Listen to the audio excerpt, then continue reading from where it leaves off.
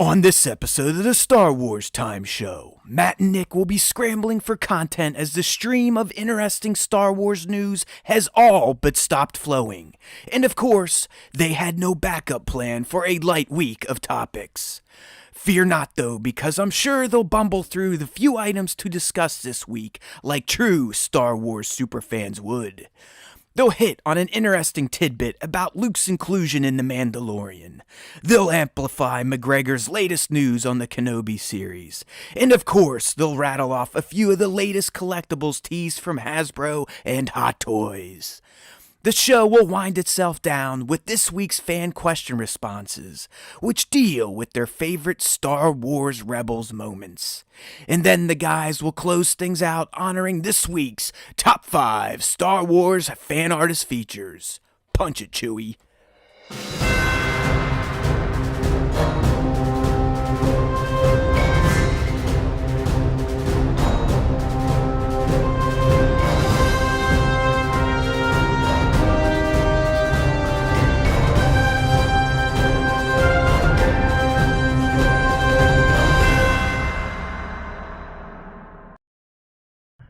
Hey now, it's Liam, it's Tones, it's Nick, and it's Matt, and yes, we are back for a brand new episode of the Star Wars Time Show. I'm trying not to raise my octaves too much, Nick, at the beginning, because even when I mix it, it's annoying as fuck.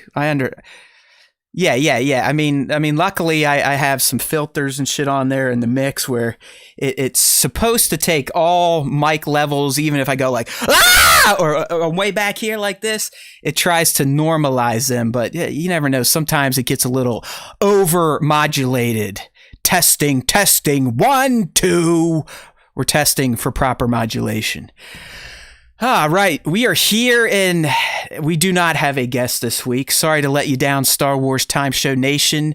I mean, holy shit, right, Nick? Based on the feedback, Nick and I should just quit and have nothing but guests on the show. Yeah, just let forward. Blaine be on every show and then he just runs the interviews with whoever else is on. Nick, and I love it. I mean, I thought Blaine was fantastic. I mean, he was scheduled for 45 minutes. We had him for almost 2 hours. But we got a lot of story mentions, a lot of just DMs like, hey guys, that was great. You need to do more of it. It was the best show yet. And I'm like, wow, this is awesome feedback. But boy, we really did suck before, didn't we, Nick? It's like, man, everybody fucking hated us. Don't worry, Tones. Like I fixed it. Nick never knows when he's muted or not. So. Oh, yeah, I can't tell. I control the board in full. That's why the technical aspect of the show is always a mess. But yeah, you should be able to hear him now. Hello. I can learn sign language. Testing. 1, 2. Can everybody modulation? Yeah. Okay. He's here. All right. There we go. But it was. I'm just fucking around. I mean, anytime we get feedback, it warms my soul. We've said that, or I've said it over and over. I mean, it is what keeps me going. It's what puts a smile on my usually frowning face. So seeing all the positivity to @BlainerThings appearance on the show was awesome. You know, hopefully he'll take heed. He'll start tagging so he can get more of his shots on the account. Maybe even into Nick's iconic top 5 segment. He's been in the top. Yeah, but no, it was fun, and I even saw in Blaine's stories. He's like, "Holy shit! I've been getting hit by all these people I didn't really even know." I think that was on Liam. Young Liam hit him up, and you know, these they'll figure it out. I mean, our super fans know it, Nick. They figured out the secret sauce that is the Star Wars Time Show. But through the interviews, through more exposure, I think the Star Wars fan community at large, in particular the Star Wars toy and / real ass painter community, you know, they'll start to see the power of the SWTS. Yeah, I mean, we've already had some pretty amazing collaborations between people who were kind of probably introduced. I'm going to take credit for it. They were introduced to each other from the Star Wars Time Show, like Papa and Super Scoundrel. Yes. Papa's got that awesome new that profile picture on his Instagram that Super Scoundrel made for him, and we take all credit. I like seeing that kind of community member interaction and those cross pollinations of different people's work together. So it's been really fun to see that. And if Blaine added any new followers in between last week and now, that is 100% SWTS. Just look up the analytics. I can promise you it's legit. Exactly. Tones is reminding us we need more guests. Last week was so damn good. Okay, don't remind us. Remind our PR person. That's Spencer. He's Barron. working on it. I mean, I don't want to tease too many people, but the guy is in connection or in contact with Nick Gillard. I don't know if you remember him, Nick, but he was the stunt coordinator of the prequels. Okay. Stunt Buddy just hit me up today. He's working with one of the doubles that doubled Luke in The Mandalorian. Oh, shit. I think his name's Matt Mig, or his account name's Matt Mig. But who knows? It would be good to get him on, because I promise you, if I can get one of these stunt people on and make them shine like I made Blaine or things shine in some of our other interviews, I think others like Lauren may give us a second look. Because I'm telling you, who honestly in the industry focuses on stunt performers? Nobody. And they're some of the most integral parts of our universe that we love, Star Wars, but action movies, anything. I mean, without stunt Marvel, people, shit would be boring as fuck, or everyone would look computer generated. Yeah, or Tom Cruise would just be the star of every movie because he does his own stunts. Exactly, but it's just like I know we could honor these people, obviously, in the Star Wars light, but also honor what they do and what they bring to a project like The Mandalorian. I mean, hell, just look at all the stuff Lauren brought to the characters we love, like Bo, Fennec. They truly make the actors and actresses look like the badasses that we think their characters are on screen. Yeah. So I would love to get them in here.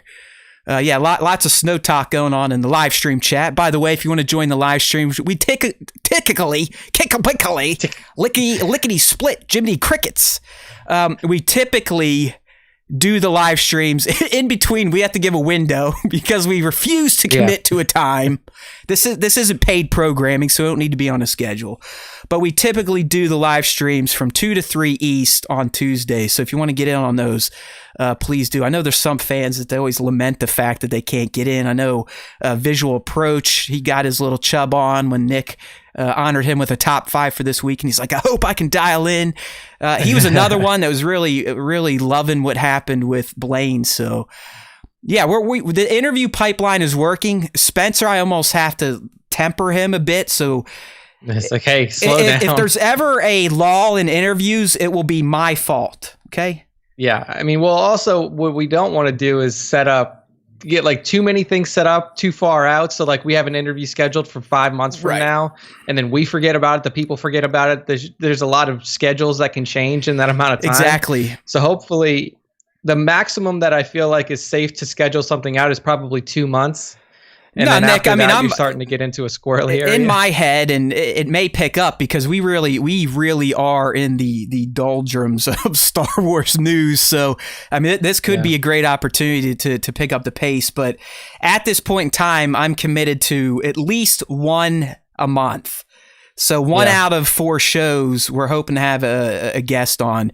And I know we're lining up Bud Futu for February. He actually reached out and was like, hey, I'd love to come on and talk some diorama stuff and whatnot. So let's do this.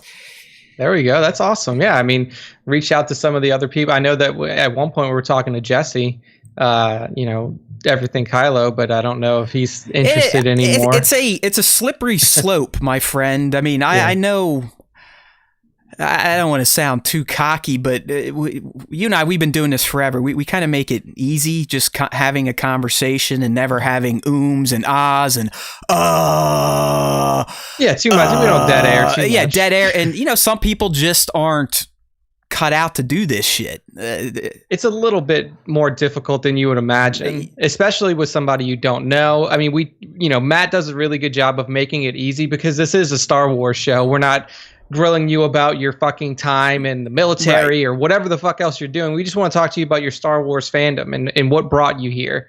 So it's typically a little bit easier. But if you're not used to talking for long periods of time or talking in front of, a digital group of people, then it can be a little intimidating. Yeah, I mean, Jesus, Tones, there you go. It was a little baby Sarlacc one. But I do this shit for a living. I mean, outside of Tuesdays, I'm on here most days with my Princess Leia hair on.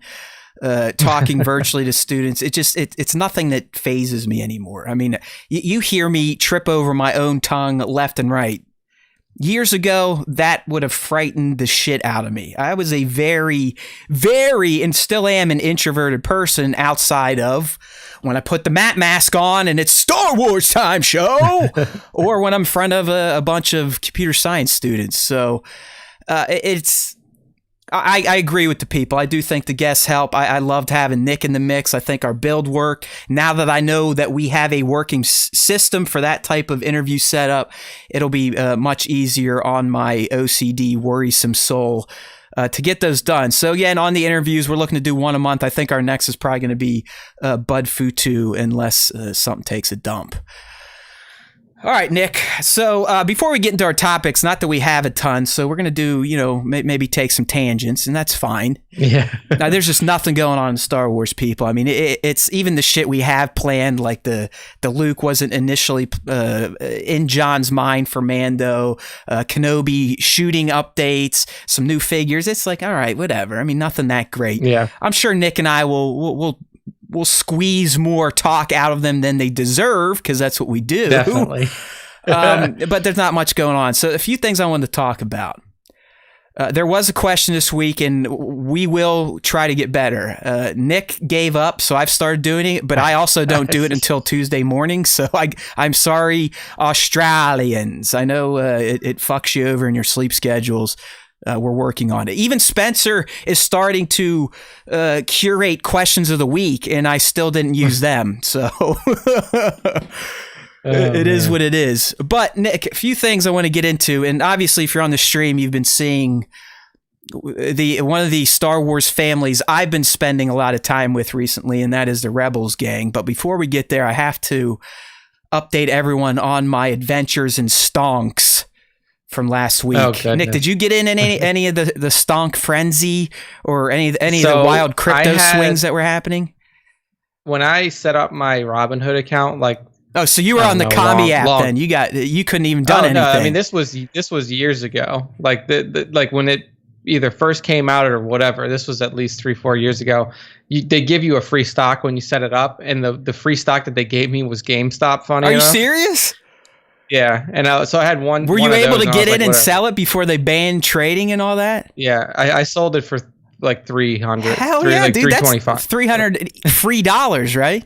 Yeah, no, I'm super pumped about it. But then I tried to do the coin one, whatever, the Doge coin, and that thing's a piece of garbage. It had. I think it was Big Amish. He was all happy that he got like 50 in on it before it blew up 400%, but.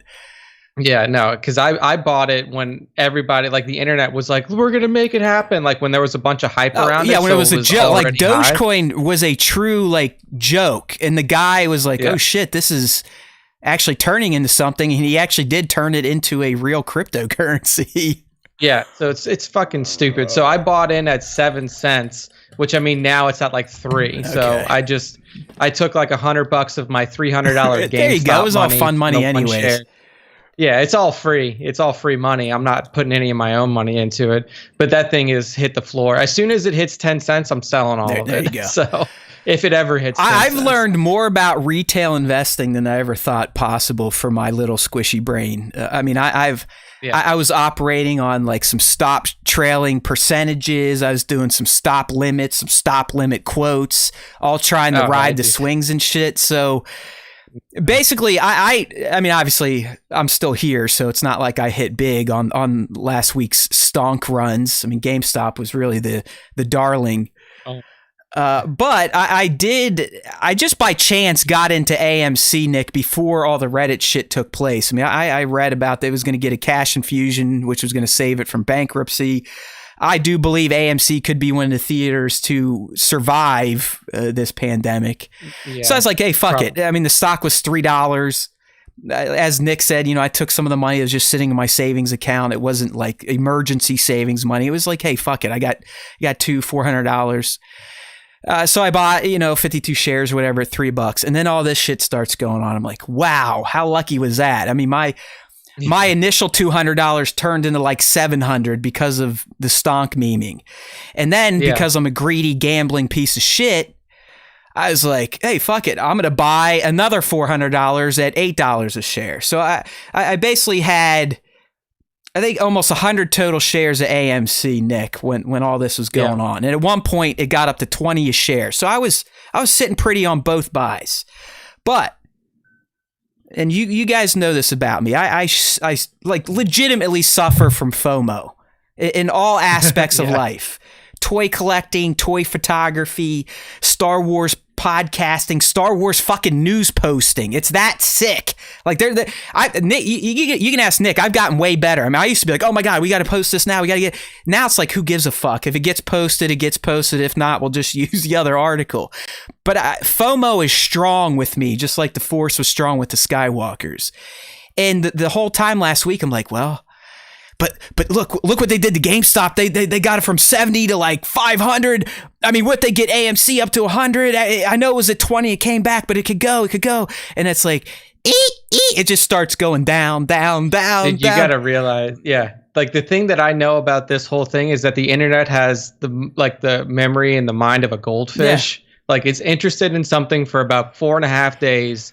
And then it's gone. Yeah. So if you don't get in that 4.5 days, make your money and get out, then you're fucked. So here's how it ended. On Friday, I was starting to kind of clear my fucking mind, right? I was like, you know what, dude? A profit's a profit. You got to operate that way. I mean, unless you're already rich and truly just use the stock market as a casino, as most rich people do, you got to start operating on it. You know what? You still made profit. Even though you lost some of unrealized profit, paper profit, because you're a fucking greedy Job of the Hutt, you still have made a nice chunk of change. I mean, I'm talking like $700. Yeah. So I was like, fuck it. I'm going to sell all the shares I bought at $8.80 at 14. I made that move Friday. And I'm like, I'm gonna roll the dice on my remaining 50 shares. So come Monday, what happens? Boom, they're back. The fucking stonkers are back. And they drove AMC from, I think it closed Friday at like, I think it closed at like 10 or 11, 12 maybe. It opened Monday right at 16. I was like, yes, I knew I should have held on to those. But then I was like, I'm a greedy fuck, and I thought I wasn't. And I thought I taught myself this lesson last week. But no, I'm going to hold again. So I held AMC to today. But wisely, I let Kenobi into my brain last night, and I set up it's what you call a stop trailing percentage, Nick. And the way this works is I essentially said, all right, at the current price of 13, set my stop trail percentage at 25%. So it basically said, whatever, if the stock drops 25% from 13, trigger an automatic sale. But the beauty of stop trailing percentages, for those out there that want to learn how to be an idiot investor, is that because it's a percentage, if the stock goes back up, guess what? The percentage carries with it, and now your sell price also goes up. So when you do stop trailing percentages, you're essentially hedging a bet, but you can allow the profit to grow if the stock continues to grow. But like Nick said, the fucking party ended today. It ended today. Because when the market opened, at least here in the States, AMC lost $6 right off the bat. So my stop trailing limit order essentially kicked off. Sold my remaining shares for $9.50. I could have sold them yesterday at 16. But in the end, through my stonking in crypto day trading last week, I made about $1,000 profit. Cash money, not on paper. It's been reinvested into other stocks. So yeah, no, I didn't really fuck around with it too much. To me, it's like, they're having fun, and I'm glad that, some of the people who made money off of it donated. They took 53% of that hedge fund's capital, so that, I guess that's a good thing. Yeah, that's nice. And some people donated But I mean, in the long run of the things, like, this isn't going to save GameStop as a business. No, this will ruin it. I mean, that's what they're saying about AMC. They're like, this actually fucks companies like AMC because it detaches reality from their true value. Yeah, exactly. Like GameStop, like, you know, and like I said, I'm happy that the people who made money, some of them are doing nice things. I just read an article that's, you know, one guy who made the money off of GameStop donated a bunch of video games to a children's hospital. That's great. But like, I just don't want people to think that like all of a sudden this is going to save GameStop as a business. It's going to help their employees or anything like that. Like, GameStop's business model is dead. Like, this was this was a game just to fuck over Wall Street. This had nothing to do with saving GameStop. Fuck you. This was a fuck you to the hedge GameStop was just so shorted by the hedge funds that they're like, screw you guys, we're not going to let you do this, and they essentially reverse fuck them. But it was fun, and it really did have the market doing some goofy stuff. So I am glad I had an E-Trade account going. This day trading stuff can get kind of fun as long as you're not risking the farm. I just want to make that clear. I'm not that fucking crazy. Like, I'm lamenting losses of fun money. It was money that was being saved anyways. It's not like food money or anything like that. So. Yeah. All right. So now the only thing that I'm in is Dogecoin, and like I said, as soon as that hits a point to where I'm not losing money, I'm just gonna sell it because I don't really give a fuck about. I love the crypto market because it is so volatile. It's something that if you pay attention to. For example, I've also fucked crypto a lot, like not physically, you know, gone out on dates with it and slept with it, but made a lot of dumb moves. So at this point in time, I only have about 1,600 in the crypto game, which is nothing. But that has come from only, I believe my initial cash investment was 500.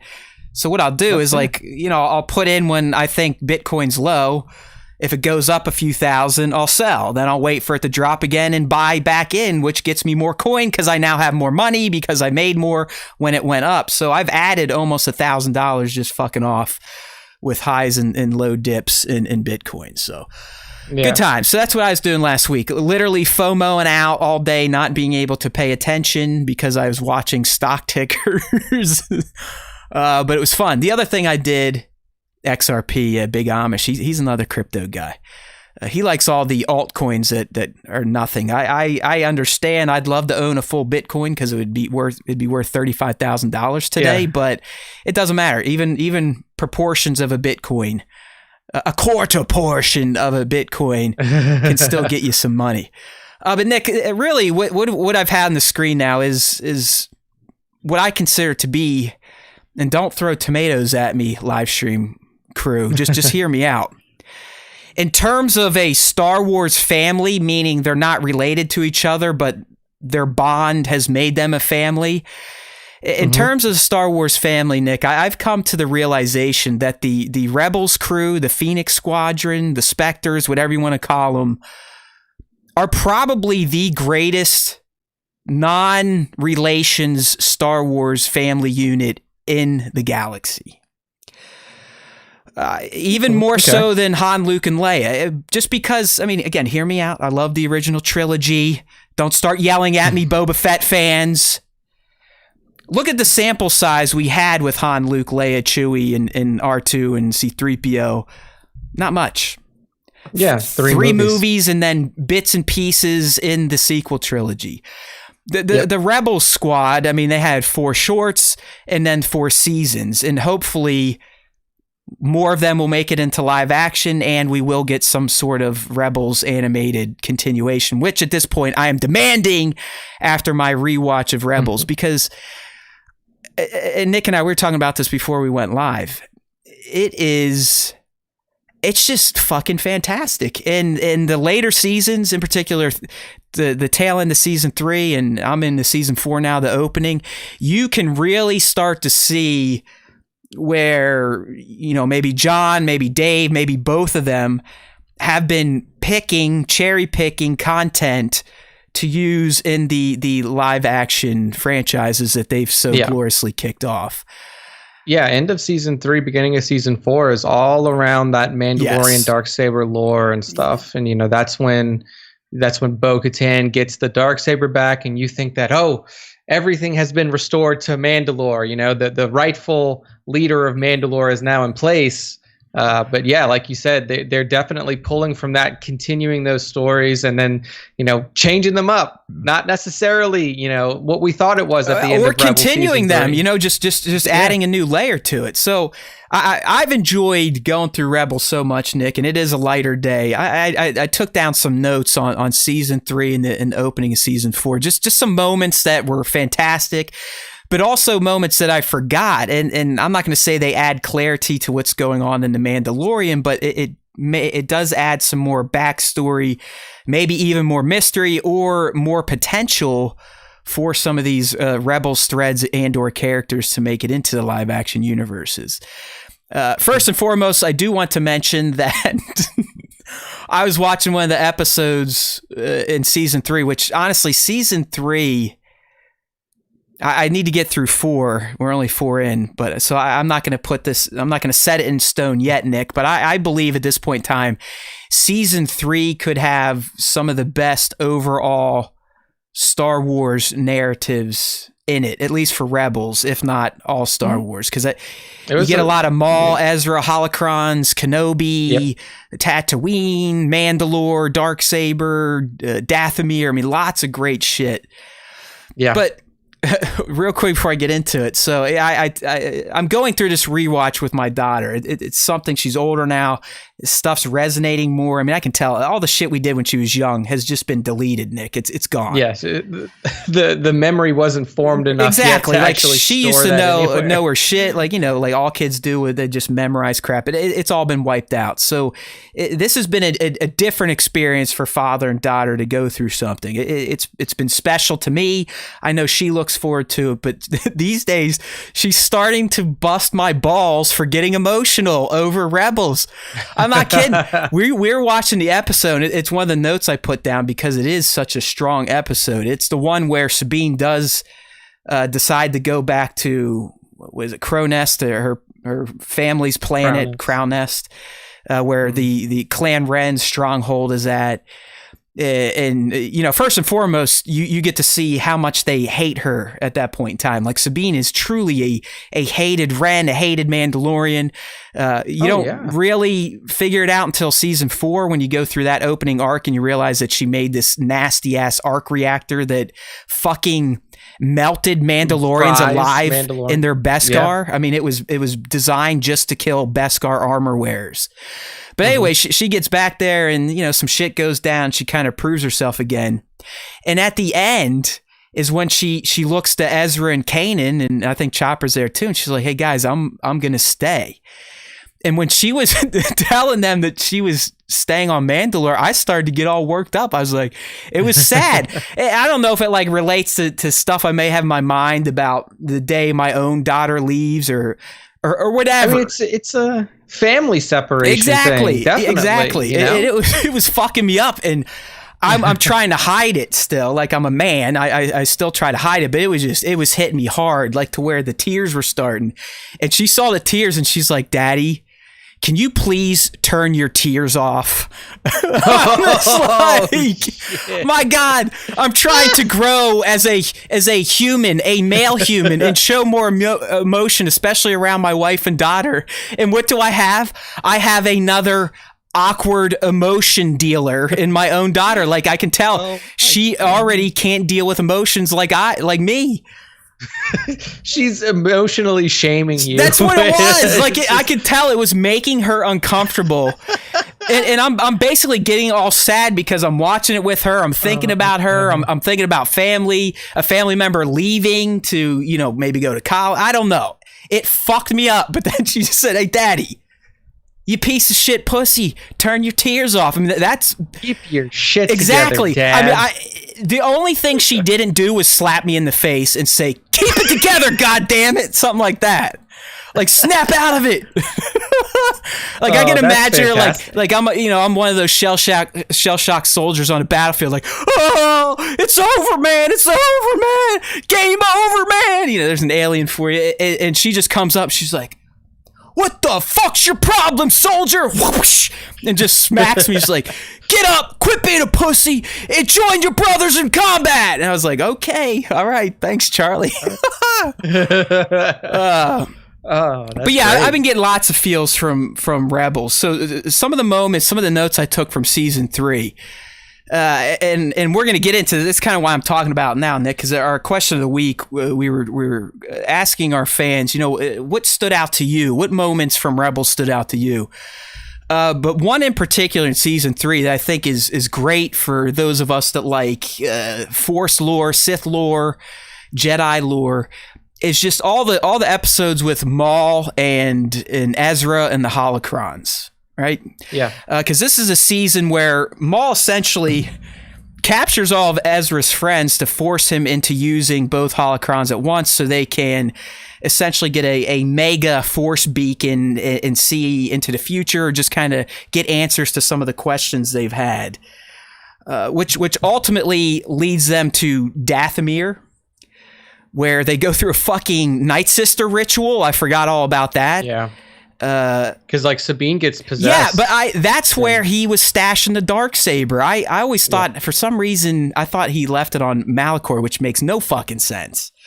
Yeah, because Malachor gets like blown. Yeah, but literally, he set up shop on Dathomir, his home planet, probably at the end of Clone Wars, right? When he escaped Order 66.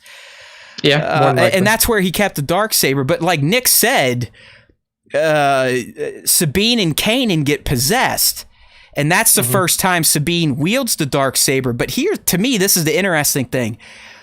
I believe Ezra technically defeats Sabine possessed with the Darksaber. So in my mind, Ezra, by Mandalorian law, did rightly take the Darksaber. Yeah, I mean, you could... And he wielded it. He used the Darksaber and his awesome green lightsaber to break their little table. The same table you and I fight in Star Wars Galaxy of Heroes when the Night Sister event. That's where they had Maul, and they put him on that basically to get his legs all back. the Night Sister spirits are in the table, and they need bodies to come back to life, and they were going to use Sabine and Kanan, but then Ezra tricks them. But what I'm saying is Ezra technically gets the Darksaber by winning in combat. I can see that, but you could also argue that since she's possessed, it's not really Sabine fighting. It's like one of these Night I don't think it Sister matters. spirits. I think as long as you win it in combat, you check that checkbox that Gideon was throwing in Bo-Katan's face. From the body. Like, you just need to beat somebody's body. You don't need to actually beat them. Because here's the other thing. So... going back to my boo-hoo moments when Sabine goes back to Mandalore and literally they fucking shoot her down. I mean, that's the other thing. You truly get to see the prowess and the combat prowess of the Mandalorians when they're in groups. Yeah. I mean, they don't even fucking use ships. Like, if a planet comes into their airspace, they just jetpack up there and fuck you up. So anyways, they take down Sabine. But we learned there, like, Sabine's like, hey, I got the Darksaber, and Ursa's like, fuck you, you did. You didn't win that in combat. Yeah. And then, she proceeds to take it and then gives it to Gar Saxon, because at that point, Clan Wren is kind of appeasing Clan Saxon, because Clan Saxon is in bed with the Empire. Yep. And that's where we learn. That's like where you get introduced to the Imperial Super Commandos. Exactly. Because, even Bo eventually tells Sabine, like, hey, I mean... at the end of the Clone Wars, the Jedi, the Republic, kind of left me in control, but Saxon fucked me over, and that's how she, lost out there. So we don't even really know, because if Sabine didn't win it, no. Then Hey, then the fight between Ezra and Sabine doesn't matter. I'm not done yet, Nick, because like I said, this was a revelation to me, because I thought, like you did, and probably most people, that Sabine just got the lightsaber, Ezra gave it to her, like, hey, fuck it, here you go, and have at it. But in this same episode where I was getting at, eventually they go through some shit, and the Wrens start to realize that Gar Saxon is a scumbag, and he really has abandoned most of the Mandalorian way, most of the culture. Sabine... Ursa gives Gar the Darksaber. Okay, so she gives it to him, so he technically, again, did not win it in combat. But yes, once shit goes down and they realize that, hey, you know what, Gar Saxon is kind of a scumbag. He is only about the Empire. He doesn't really fucking care about us. Sabine duels him with a lightsaber and beats him in combat. So Sabine did, rightfully, according to Mandalorian law, eventually earn the Darksaber. Okay, so but here's the question, because this is the same shit that is with Harry Potter and the Elder Wand and all that stuff. So did Gar Saxon beat whoever had it first? Because technically, just because Ursa Wren gave it to him doesn't mean anything. That's what I mean. No, he did not. Well, it was given to him. So then it doesn't matter that Sabine beat him. Sabine would, whoever, if we're following this, you have to win it in combat from the last person who won it in combat to get it properly. Then whoever was the last person to win it in combat is. See, I know what you're saying. I know what you're saying. I don't know if if it does have the Harry Potter like trail system. Yeah. Or if it is truly, if someone's wielding it, whether they earned it themselves or not, if you kick their ass and they yield, you earned it. That seems kind of fucked up, because I could just if I was Bo-Katan, I'd be like, hey, drunk asshole, hold this sword. I beat him up, and then I was like, I won it in combat. Well, I mean that's why things are plot holy, because I took it as like Sabine at this point probably still has the best claim in my mind, because she at least beat an enemy that was wielding it against her and took it from him. But I know what you're saying. There's a lot of conveniences here, because I don't want to get to season 4 yet, but essentially at the end of the opening 2-episode arc, that's where she does just say, hey, Bo, this is yours. And Bo does accept it.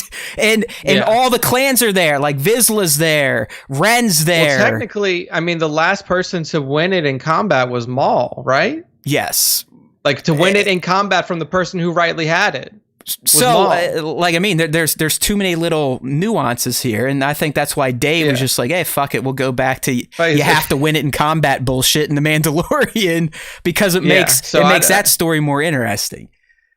Yeah, so it would be interesting because, Maul didn't have the saber when he got killed on Tatooine by Kenobi. No, it was already in Sabine's possession. It was on Mandalore or Crow Nest or whatever the fuck planet they live on at that point. Really, the lineage of that system died with Maul then. So then you would pick it up somewhere else. I don't know how they would decide. Maybe that was it then, because Maul was killed without having it on his person. Then why'd Gideon throw it out there, and why did Bo basically accept it as gospel?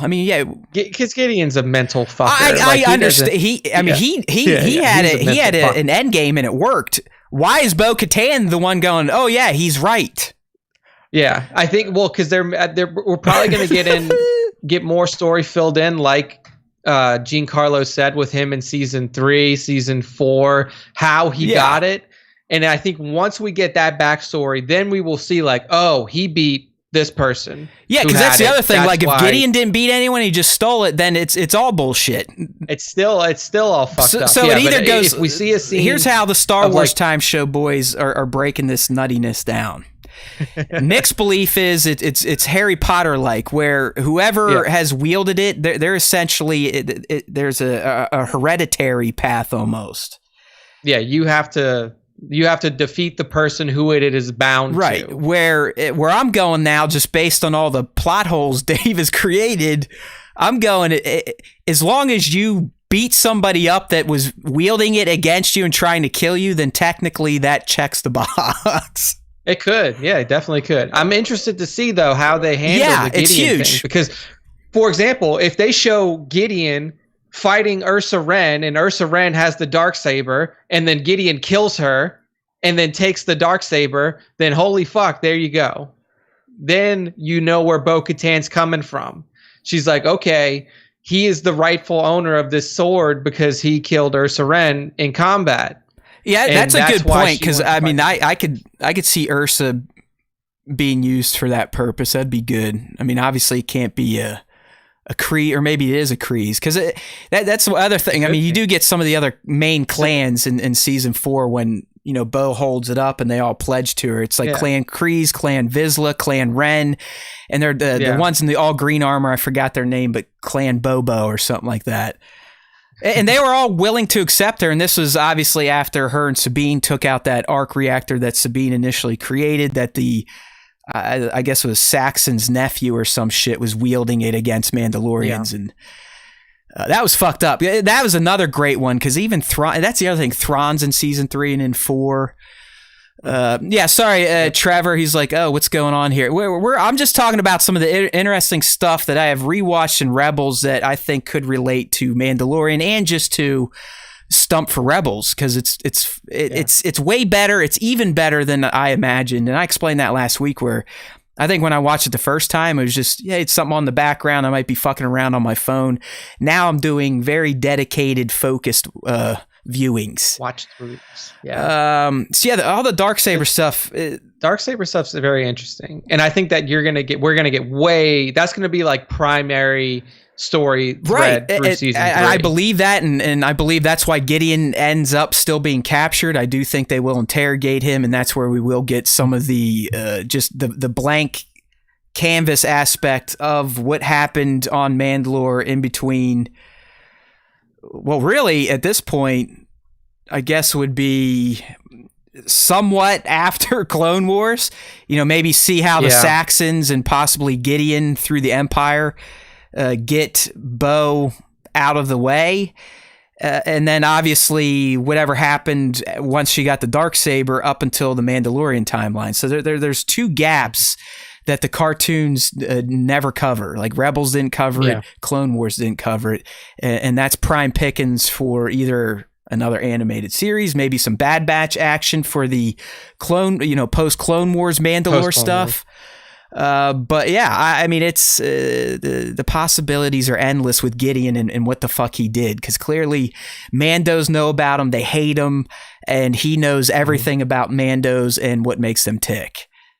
Yeah, it's season 3 has the potential to be, if you're like a hardcore Star Wars nerd like us, and you know, we just spent 20 minutes talking about the Darksaber, like season 3 has the potential to be the best season yet. Yeah, definitely. You have all of this explanation. It's coming. Where it's found again. Then you see, I mean, that was another great episode when Kanan works with Sabine and how he struggles with that, and you know, kind of pussyfoots around and doesn't treat her the way she should be treated to train. Then you get where, you know, she reconciles with Clan Ren. And then obviously at the end, you get where Ezra has to go back and ask Clan Ren to help them out against Thrawn, who, you know, Thrawn's a master fucking genius and figured out all their plans. But luckily the Mandos come to save the day. And that's the other thing, like Rebels, like I said, and we've seen it. I mean, how many of us popped collective boners when we saw even just Cobb Vanth and Din take off in their jetpacks and do some shooty shoot, right? I mean, in the show, you have like little platoons of them organized, all the Clan Ren in their gold accented armor, or Vizsla, or Kreese, and you get to see why people like Gideon and those in the Mandalorian timeline are like, we can never let a large group of Mandalorians organize with their weapons ever again, because they're almost more dangerous than the Force users were. Yeah, man, it would be really cool to see, like, to tie in, like, say this, if they like tied in an Imperial angle to Death Watch. So Death Watch is essentially, you know, they are this crazy splintered off group, but the reason that they're like that is because the Empire has infiltrated it and convinced them that, like, it's better to not be a part of the core Mandalorians. That's the other thing. I haven't even brought up Fen Rao and the Protectors. I mean, you get all that shit, and from Fen, you learn more about the Darksaber, and that's where you get kind of the little thing about Tar Vizsla and how it can unite the clans. You get that history. But from him, when he first realizes that Sabine's in the group, he's like, hey, fuck you. You guys were in Clan Ren was in league with the Vizsla nut jobs. Yeah. So like Vizsla's always been toxic. They hated Sabine for many reasons, because of her ties to Ren, and the Empire, and also because she was an Imperial, Imperial scientist, essentially. Rebels just has really opened my eyes. I mean, I've watched it before, so I didn't go in the Mandalorian completely blind like most people, but it's opened my eyes to what Dave was doing back then and how he's taken that work and is, to all of us, heightening it, making it better, finishing some threads in the live action. It's just great. Yeah. Other stuff in season 3. I mean, obviously the Twin Sons episode is magical. Yeah. That's where you finally get Maul's life resolved. The demise. It's so messed up, man. Too and it was kind of a fitting end for that character who was so tortured through his entire life to have. I'm glad that they portrayed it the way that they did. Not necessarily the fight. I don't like. A lot of people were upset that the fight was essentially one move. The fight. We've went over that before. There's no. I mean that fight was perfect. Yeah. But what was even more perfect was that the way that Obi-Wan treated him after it was a loving kill. Like it was a sad death for both of them. I mean, I think Maul felt relief as Kenobi did, but I think Kenobi was sad. I mean, I believe he almost calls him a friend at the end. I mean, it was very close because Kenobi felt bad for Maul at that point. Like he really genuinely felt bad for him. He saw this guy come up to him and he's sitting at the fire and he's like, your whole life has been hating me, hating me. And that's hate. It. Yeah. And I think at the end, it was kind of touching to hear Maul say like, they were both talking about Luke and he's the chosen one. Essentially Maul was like, protect him. Yeah. Like he is the one who will, avenge us. Unfuck all this stuff. And we knew Maul. I mean, he knew what was going down. We learned that finally in Clone Wars season 7. I mean, he was no dummy. Maul was a galactic player. There's no fucking doubt about it. Oh, yeah. Galactic player. Yeah. I mean, took over the crime syndicates. If he could have just convinced Ahsoka, he might have stopped Palpatine's plot. Some of the other stuff, Nick, in season 3, just his relationship with Ezra is one of the most unique bonds in all of Star Wars because it truly is a dark side character working with a light side, but doing it openly and just always saying, yeah, he's my apprentice too, Kanan. Like he just pressed and pressed and pressed and finally gave up on Ezra when they're on Dathomir and Ezra's like, no, dude, I'm not leaving with you. You fucked over my friends. I'm going to try and save them. And that's where Maul's like, damn it, Ezra, if you just listen to me, you and I could do great things. And he leaves in his, Gauntlet Starfighter. Yeah. It's really great. I mean, that season 3 was fantastic. 1-6 says, do you think he wants to know if we think that Hera is going to show up in the Ahsoka show? We talked about that a little bit last week. I think Ranger. Yeah, I think that or Rangers for sure. Or Ahsoka. I think live action Hera to me should be a no-brainer because I mean that's another character because she has always been the mom military commander type part of the family. And really, by the end of season 3, you can see how she's working her way up to General Syndulla. I mean, she is running essentially the Phoenix Cell with Atto or Commander Atto, whatever the fuck his name is, Sato Awata. Atto, yeah. And then they're meeting up with Dodonna, who's running the Massassi Temple Cell, which is our cell, like the OT cell. Yeah. It's just fantastic. But you can see like the respect that Hera's already starting to command amongst the Rebels. And Nick, the other thing Rebels gives us, it shows us the true formation of the Rebel Alliance. Yep. Right? During Rebels, they're all cells. I mean, you get some Saw Gerrera stuff. I mean, there's a Geonosian episode where he's going back there because he knows that they have information about, why did the Empire wipe out all of Geonosis? They must know something. And obviously it's the Death Star. We know it, but they don't know it. But Rebels just great. I mean, the growth with Ezra and Kanan. I mean, Kanan going blind, and by the end of season 3, through his talks with the Bendu, you can see that he has become like an actual master. And then season 4, some of the skills Kanan's doing without seeing. I mean, he is a true master at that point. It's just good stuff. And then you gotta love Ezra's crush on Sabine. Yeah, man, it's one of the more underrated pieces of Star Wars. I guess you would say Star Wars history, Star Wars lore, mainly because if you remember when Rebels first came out, everybody was pissed. Right. They were like, different. Disney killed Clone Wars for this. Like this is Disney's thing. This isn't real Star Wars, blah, blah. It was all that shit that came out right after the Disney. Like that was like the first time that people were angry at Disney was for Rebels and killing Clone Wars. That was, and it never really recovered from that in terms of like people's perception of it who hadn't seen it. And like even in my conversations with like other Star Wars fans and everything, like my friend Kelly, who I talk to pretty often about just random Star Wars shit that pops up, she had just finished or she was like watching something and she's like, man, I'm so pumped for Rebels now. I was like, yeah, Rebels is really good. Like people didn't give it a shot in the beginning, but Rebels is fucking solid. And it's never like, even still talking to Star Wars fans, they won't give it a shot. And you know, it is one of the shows too where I really feel like you got to get past the first season, like, you know, or a decent way into the first season to really start enjoying it. Like once the Inquisitor shows up and stuff like that, then it starts to get a little bit more interesting. But really, you're right. Like end of season 2, season 3, season 4 is where that show really starts to shine. Even season 2, because that's basically all Ahsoka and Vader stuff, and then it ends with the Twilight of the Apprentice. I mean, even season 1, because that's where you get to know everybody, you see the bonds forming. It just, like I said at the onset of this tangent topic, to me, the Rebels crew, Ezra, Kanan, Chopper, Sabine, Hera, Zeb, are probably the greatest Star Wars family to date.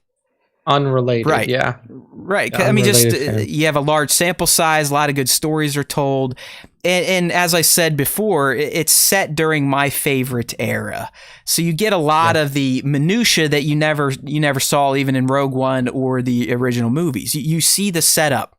You see how these cells were working separately, then how they started to come together, then how they started to get support from the big wigs in the Senate, like Mothma and Bail.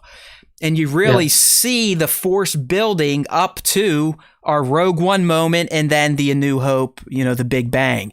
Because even in season 4, where I'm at, that you get a 2-episode arc with Saul where he's really starting to get radical.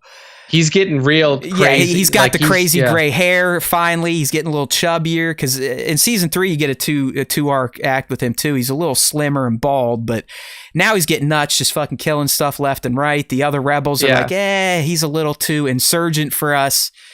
But even there, you got hints about Jeddah and the Kyber crystals, and you saw the Death Troopers. So, I mean, it was even starting to paint some of the pictures of the narratives that were going to be told in Rogue One. It really is just a fantastic companion piece to the OT, Rogue One, and that era in general. Fills in a lot of gaps.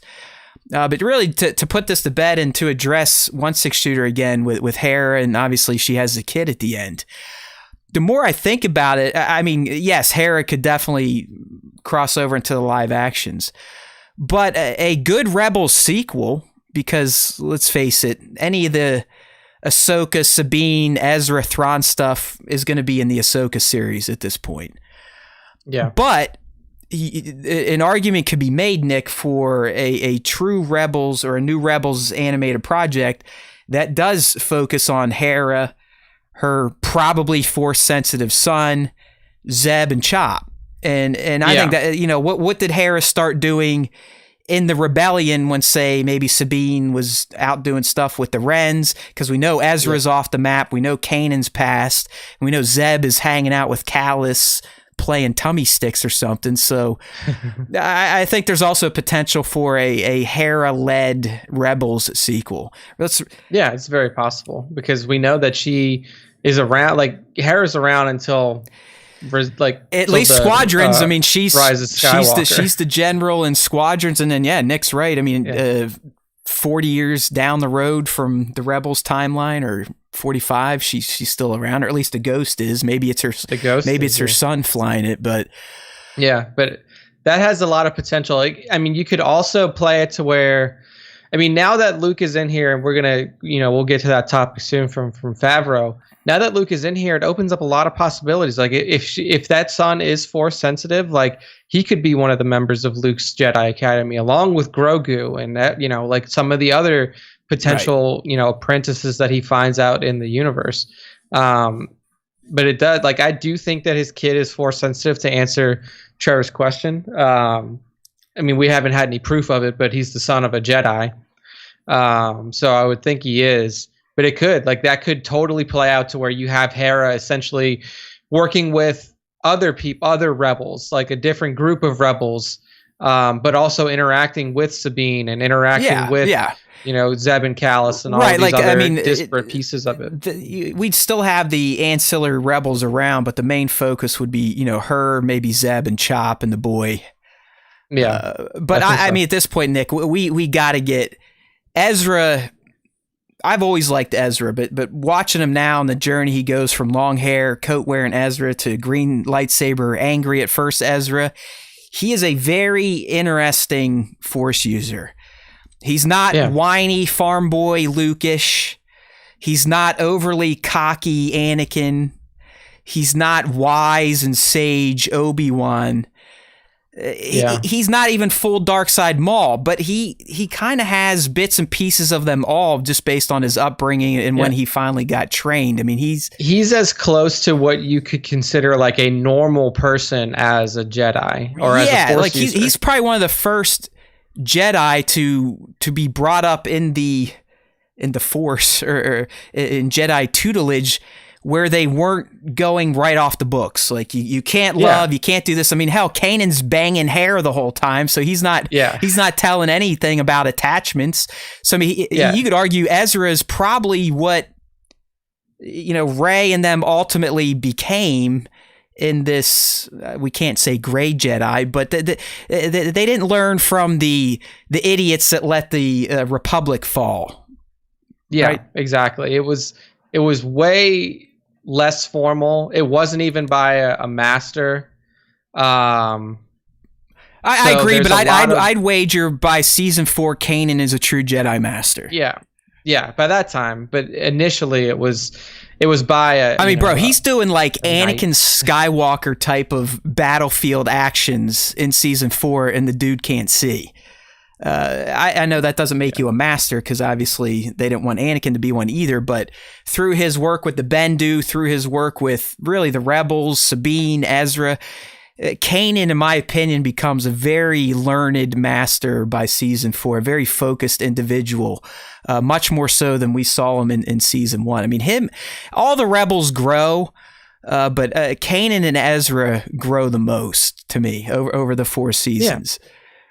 Yeah, I think they definitely had the most growth to go through as well, because when you're Kanan, especially, like you're essentially, the first time you meet this kid who's got Force abilities, you're like, fuck, it's my responsibility to do this, even though I know it could get me killed. And he didn't want to do it. He didn't think he was good enough. I mean, there's an episode in season 1 where the Empire is essentially using the rotted corpse of Luminara Unduli to still call out the Jedis because they see her essence. And Kanan's like, thank God you can actually get a real master, because I suck, I'm an idiot, and I'll just make you bad. But no, it's really good stuff, man. I mean, Rebels, fantastic. Let's go, Rahul Cooley. It's got to happen. I want him and Sabine to have babies. I love the way, like, he's got a crush on her from moment 1, and she always looks at him, at least for the first 2 or 3 seasons, like her little brother. Yeah. But I do believe probably by the end of 4, where Ezra essentially saves the day, that she might be getting some twinkle in her eyes towards young Ezra, who we can clearly say is about 2 to 3 years older than the Skywalker twins. Yeah, at least 2 to 3 years. Yeah, because he turns 15 in Rebels season 1, which takes place 5 years before A New Hope. So that's why I've placed him about 2 to 3 years older than the Skywalker twins. Mm-hmm. Makes sense. So yeah, I mean, give Rebels a watch. It's on Disney Plus. If you haven't watched it already, all of it's there. You don't have to worry about a chronological playthrough. I've also found, Nick, and we've mentioned this before, but on Disney Plus, if you go to Rebels, I believe if you go to the extras or the suggested, they did keep up the curated playlist of like, hey, Here are like the Ahsoka episodes, I believe, to go through. So yeah, that's nice. That's nice. But I mean, if you really want to, get a deep dive and be prepared for the Mandalorian and Ahsoka and Rangers, because I think a lot of stuff's going to be pulled from here. Just rewatch it. I mean, the episodes fly. The seasons go even quicker. I mean, I'm trying to temper season 4 just because I don't want it to end. And as H. Green and a few others have said in the chat, I am not looking forward to going through the Kanan sacrifice moment again. Yeah, that's going to be tough. I remember that the first time, and I believe it wrecked me. I mean, I was like, holy shit, I've never had a cartoon do this to me before, let alone, Star Wars outside of, my weird dad issue stuff with Vader and Luke in Return of the Jedi. But Kanan's sacrifice is just one of the greatest Jedi moments in all of Star Wars, 100%. Oh yeah, dude. It's like, it's touching, and it's really one of the few times that you do get to see a Jedi. I mean, like, think about it. When's the last time you got to see a Jedi go out heroically? I mean, really, it was Obi-Wan Kenobi. Connor, Luke and Leia were not born on Empire Day. They were born on that moon right at the end of the Clone Wars. I know what you're saying. I know Ezra's born on Empire Day, but Ezra is a bit older than the Skywalkers. Yeah. Because they were, we see the Skywalker twins get born at the end of Rots. So right when the Empire rises, I mean, is that Empire Day? I don't know. Or did they wait a week and then Palpatine had a big Russian military march to declare it Empire Day? Yeah. But I'm going with Ezra is slightly older than the twins. No, he should be. Yeah, he should be based off of.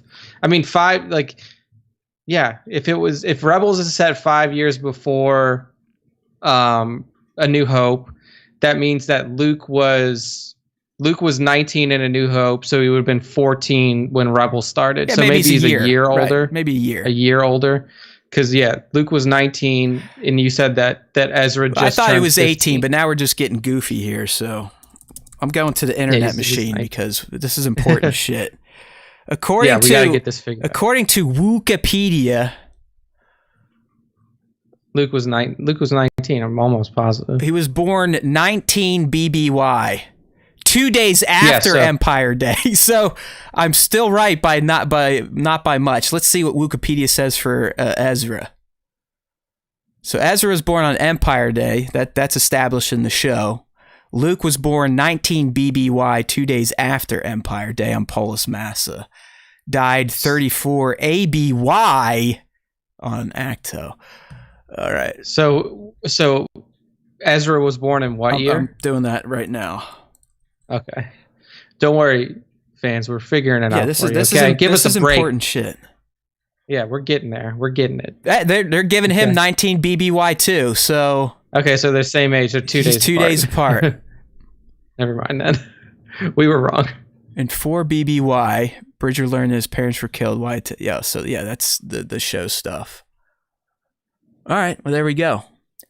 So it's not years, it's days. That's what I meant. Yeah. Couple of days. You guys heard me wrong. I was saying it right the whole time. All right, so no more bullshit.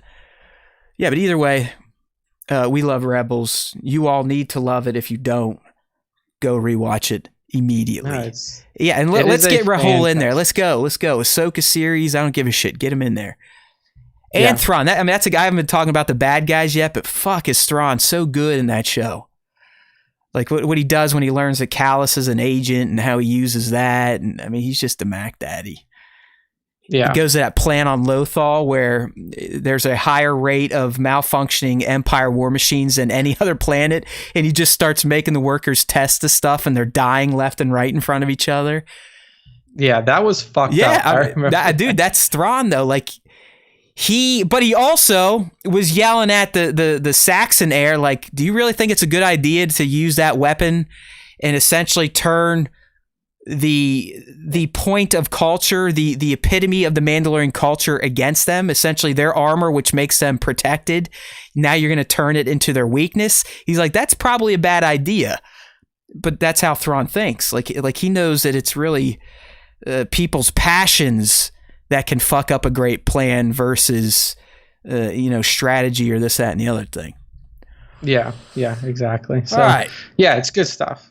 Excellent. So that was your kind of rebels religion, if you will, rebel religion school. Rebel.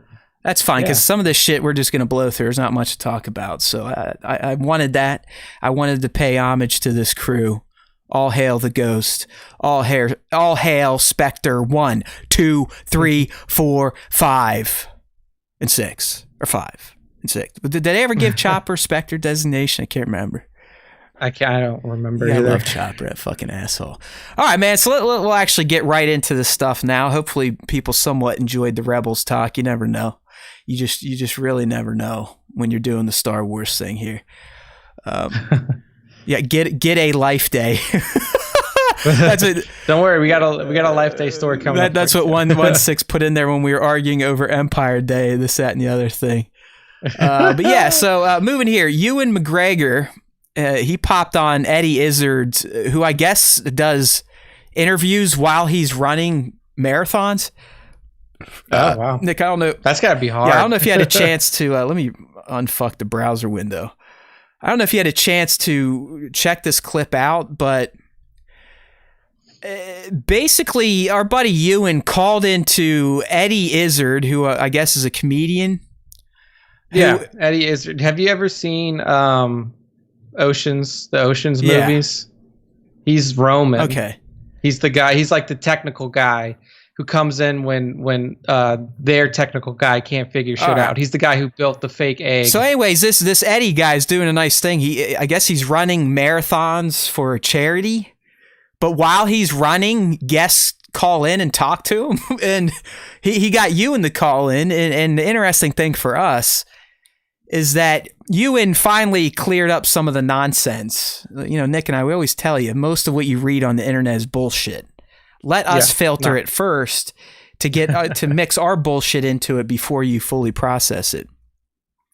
But what Ewan said, he's like, listen, all the rumors that Kenobi shooting in Boston, UK, Boston, US, on islands here or there, he's like, it's all bullshit. He said, we're going to be shooting it in LA late spring 2021. So there you have it. Kenobi is going to be shot just like the Mando. It sounds like I guess they gave it a new name, Stagecraft technology. Stagecraft. That's so Disney can sell it, by the way.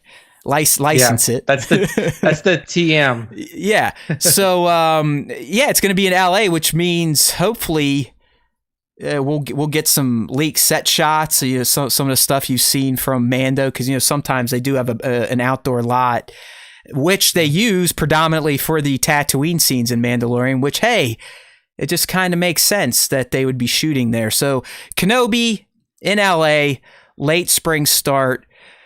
So at this point in time, Nick, Kenobi has to be 2022, right? Yeah, almost certainly. Like, I don't know how many episodes it's going to be. Probably 4 to 6, I imagine. I don't know if that's been confirmed or not. I think the last number they were kind of kicking the tires on was 4. And I think it was going to be about like a 2.5 hour long movie when it was all said and done. Okay. So, yeah, I mean, it probably won't take all that long to film then. I mean, you got to figure 3 months shoot, if that. Yeah, I'd say, 2 to 3 months, because the volume, they never have to really do a full on setup. I mean, outside of those of us that do Digirama, you might throw a barrel here and a hovel there, but for the most part, you're set. You're not doing a ton of your set dressing is all done in a fucking computer program. So yeah, so you don't have to worry a lot about that. I mean, if you got action set pieces and stuff like that, then that's going to require a lot of setup too. But I imagine that given the late spring start with the normal turnaround time for post production, reshoots, anything like that needs to happen, definitely 2020, probably early 2022. It's also the oversaturation metric we've talked about, where at earliest, they could probably get this thing ready for December 2021. But then you're also talking about knee deep in Book of Boba, or possibly because I'm almost positive, and I make shit up, so don't trust me. But I'm almost positive they said at least one of the new shows they announced, be it Ahsoka or Rangers, will also debut in 2021. That's what I heard. That's what I thought as well, is like they were talking about I think it's Rangers that's supposed to. I understood it as go at the same time or to have a very similar start time as Boba, but I could be wrong there. Yeah, because they use weird things. They're like, oh, they're going to be set in the same timeline. It's like, okay, well, that's in universe timeline. What about watching timeline? Like when is it coming out? You're going to watch Book of Boba one Friday and then Ahsoka the next Friday, and they'll intertwine. Because we were all like, we really thought that we would have info on the drop date of Bad Batch already. Yeah. We were expecting Bad Batch in like March. I agree. I agree. And we still haven't heard anything about the release of that. So this is not like the 19 to 20 transition where you had Mandalorian right into Clone Wars season 7. Like we've had Mandalorian done, and now we're just waiting. Yeah, because I think it was right about this time last year, Nick, Clone Wars hit its final season and went through like March or whatever. Yeah, it had February, March, and it was done. But we don't know. We have no news on when the next series. I highly doubt they'd ever drop these all in the same month because it's a business decision. I mean, there's not many suckers like Nick and I that probably just keep our Disney Plus up and running because we signed up for multi-year deals and whatnot. There are people that just come in, consume, and then cut. If you're smart, turn on. If you're smart, you space that content out to make it harder for people to want to go through the canceling and re-up process. Yeah, because now that you have the Marvel shows launching, WandaVision's out there, you're spreading your content out across multiple franchises and multiple times during the year, so it's harder to just be like, all right, go for a month, drop it. Go for a month, drop it. It just doesn't make sense. Hey now, we got Joe in here. Hey now. But sorry. This is basically hard confirmation of what we said last week, that the set that we saw in the UK was Andor. It wasn't a Kenobi set. Like we figured that out. We'll give young Liam a little credit for maybe pointing that out. Are you sure? But Liam's only 16. That's right. Liam doesn't. He doesn't know even a lot have of rights things. yet. Really. Yeah, like he doesn't really know stuff. I'll say that Liam said right. He said something. The word Andor, right, and then we stitched it together. Like, yeah, and then we actually did the work. So he may have had a hand in it, but Liam's got to get his high school. Look who's in here. SW Props, who might be able to give us some updates on the Kenobi shooting now that it's happening out in LA. Wink, wink, hey. Wink, wink. I can't wink. Look, wink. I literally can't wink. Wink. That's just blinking. Blink, blink. Wink, I really am. I'm trying to I can't do it. It's like me trying to do the Spock thing, the Vulcan thing. It can't do it. Oh, yeah. Can't do it. Can't do literally live long and prosper. Come on, brain! Come on! It won't do it. It just won't do it. Yes, everyone, I got rid of the porn stash. Sorry. I like facial hair when it's a beard and it smells and everything, but when it's just a mustache and it flavor saves a little bit, and then you get a whiff of that later on in the day, I don't know, for some reason I wasn't feeling it. And it just... Okay, here, guys will relate to this. I shaved a mustache and I got laid this weekend, so there we go. There we go. It's definitely related. Tied there together. We go. Yeah, I finally got some. I think it was directly related to the fact that I shaved my mustache off. Yeah, you didn't look like a. No, I let my 4-year-old dictate what my face looks like in terms of the hair growth, and she's like, you know what, Dad, I'm getting tired of that creepy thing, so get rid of it. And here we are. Yeah, but yeah, it would be interesting to see what the hell happens. It's just. You just said WandaVision. You got me on that. It's like, my God. I haven't seen the most recent episode. Oh my God. It's all coming. It's all coming clear now. Together. Yeah. That's what I thought. So I'm going to watch that today. It's I'm not gonna say anything because you haven't seen it, but you start to see the genius of the MCU again, and anyone that was like, "What the fuck are these idiots doing?" Just relax. Have faith. Give them time. Have faith. this thing definitely has a plan, and now we can kind of see where some things are going and what things have been happening. So I'm excited. Nice. I am excited. But yeah, Kenobi, LA shoots. Let's go. Crash the set. Steal Ewan for us. Hold him hostage, and we'll get him on an episode of the Star Wars Time Show. There we go. There we go. All right. So, like we said earlier in the show, there wasn't really a ton of shit that happened this week in Star Wars. So that's why you had the hour-long Rebels kind of dissertation and a little bit of bullshit for that too about stocks. But one of the other stories that we had was from Jon Favreau about our good buddy Luke Skywalker, who showed up at the end of season 2 of Mandalorian. And he just wanted to let us know that he had no initial plans for Luke to be in the show at all prior to him actually sitting down. When we post this, Nick, we got some choice comments here. This actually kind of like how Blaine was explaining on his now 15,000 liked Captain America Red Skull post. Yeah. Good, bad, or indifferent comments will drive the fuck out of the IG algo. And I think someone was like, really? I'm pretty sure it was always. I'm not the one saying it. Creator said. Yeah. It's like, if you're pretty sure that it was always planned, you should let the guy know who wrote the show. Yeah. And, maybe he would tell you something different. Because he wasn't so sure. Unless this guy who commented was the real writer, and then Jon Favreau is just stealing all his work. Just an update, those on the stream, it's going to get fucking wonky. I can see it right now. Like, I don't know if my full internet connection. Oh yeah, I can already see it. Bad. I'm not even outputting a meg of upload at this point in time. Well, that means that all of you who are watching on the live stream need to go pick it up on the podcast platform or your choice after the stream is over, because we may not be able to make it through this motherfucker. Anyway, let us continue on. Favreau was talking to WGA just about his, about season 2 of The Mandalorian, about his process for basically writing and creating the show. And they asked him about the Luke Skywalker reveal. They're like, well, what about Luke? Was he there the whole time? And this was what John says. He says, the story unfolded as I wrote it. The Mandalorian inherits a great deal from existing Star Wars stories.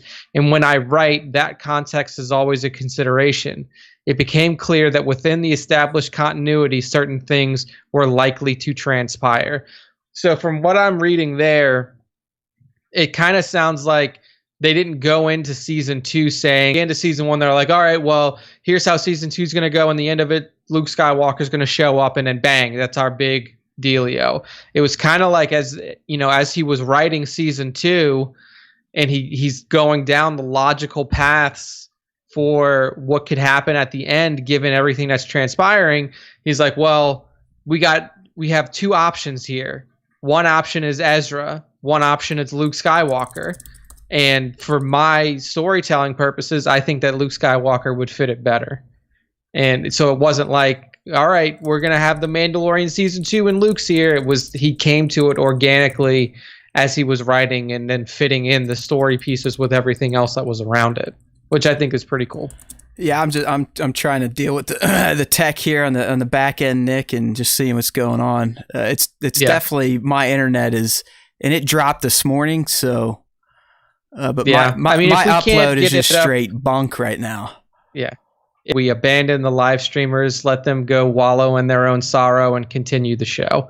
But I mean, it is kind of allow the story. He's not forcing things into the story. He's allowing the story to essentially fit into the timeline and dictate itself in a way. Yeah, I mean, honestly, Nick, I was extremely surprised at this. You would think something like bringing Luke Skywalker back in his that was discussed heavily and planned out, but you would think that they have some light areas they want to hit on, and then they flesh them out, or John does. But it does seem like he just kind of opens up his notebook, be it digital, each season, and just kind of writes the story and sees where it takes him.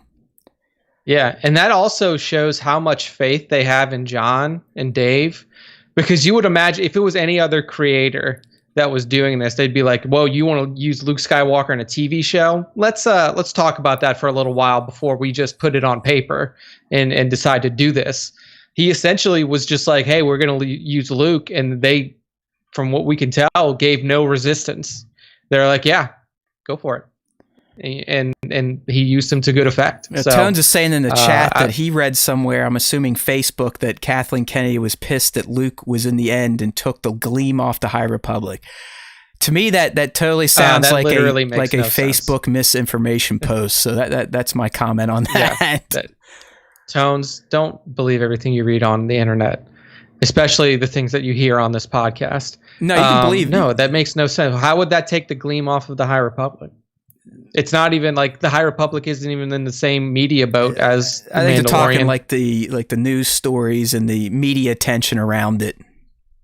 Oh, there was no media attention around High Republic before Luke was known to be in. Yeah, that's what I mean. I mean, it's probably just the clickbaiters. Yeah, no, I mean, it sounds like what Disney like trolls are trying. Again, they're trying to make Kathleen Kennedy seem like the bad guy when literally nothing bad happened. The High Republic, the two High Republic novels that released were both New York Times bestsellers in their first week of release. One for the young adult novels and one for non-young adult novels. So they like Luke being in there might have even helped it because people are more excited about Star Wars again. They're like, "Fuck, Luke's back!" And look, we have new Star Wars books. I'm gonna read. I agree. Them. I mean, if anything, it was like a shot of steroids.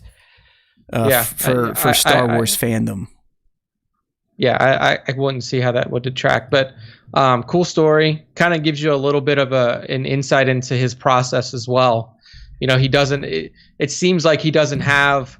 You know, like we always imagine that these long form TV shows with multiple seasons and stuff like that, they get into it in pre-development. And they're like, here's all the seasons laid out. Here's season 1, 2, 3, 4, 5, and you have everything kind of decided already.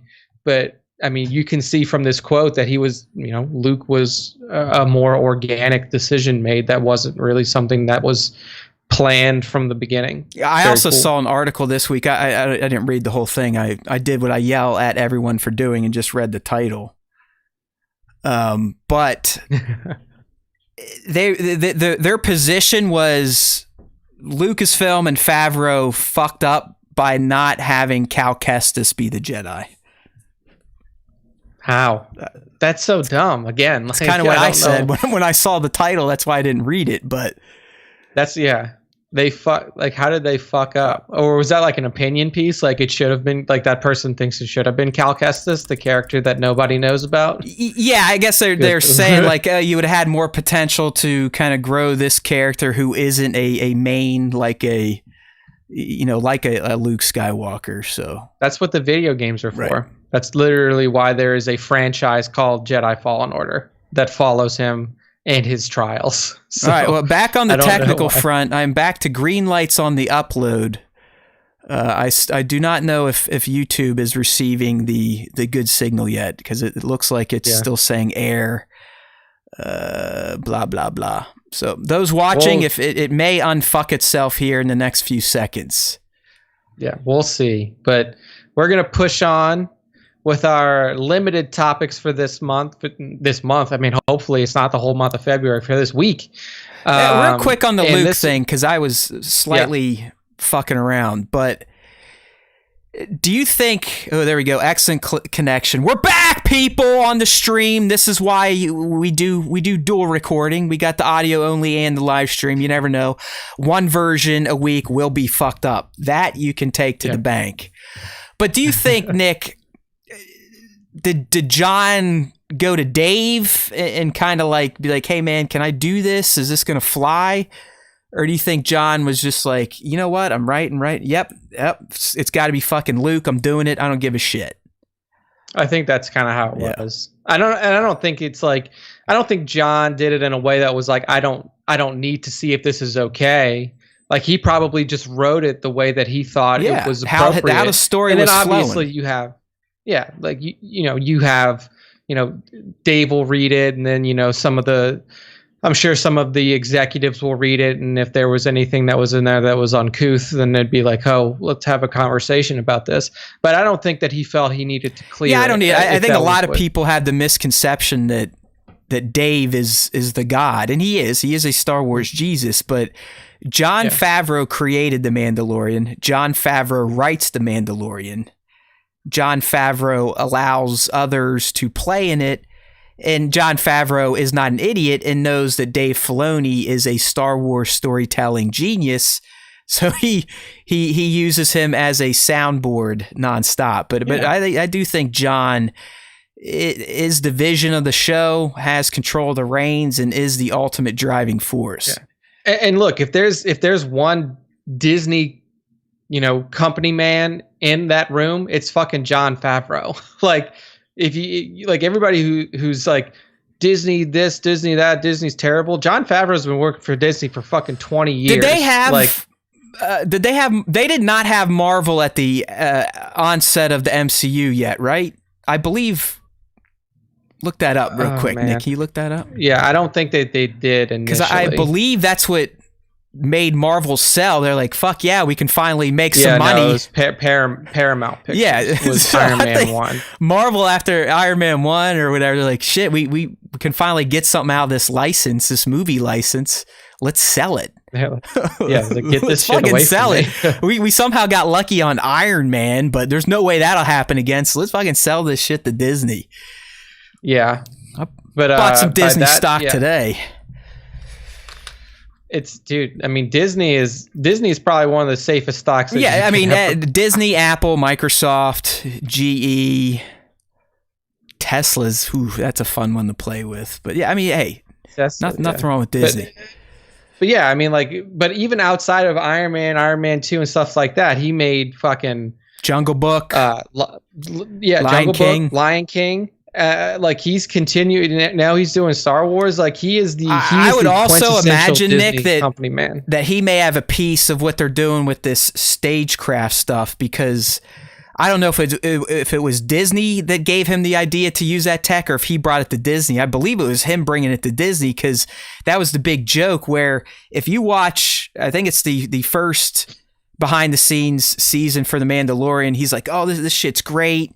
Anyone can use it, blah, blah, blah. Yeah. It's free, open source. And then by the second one, the brass are like, yeah, we've built like 4 volume studios now that we're going to lease and license the technology out to people to use. And that definitely changed the tone a bit.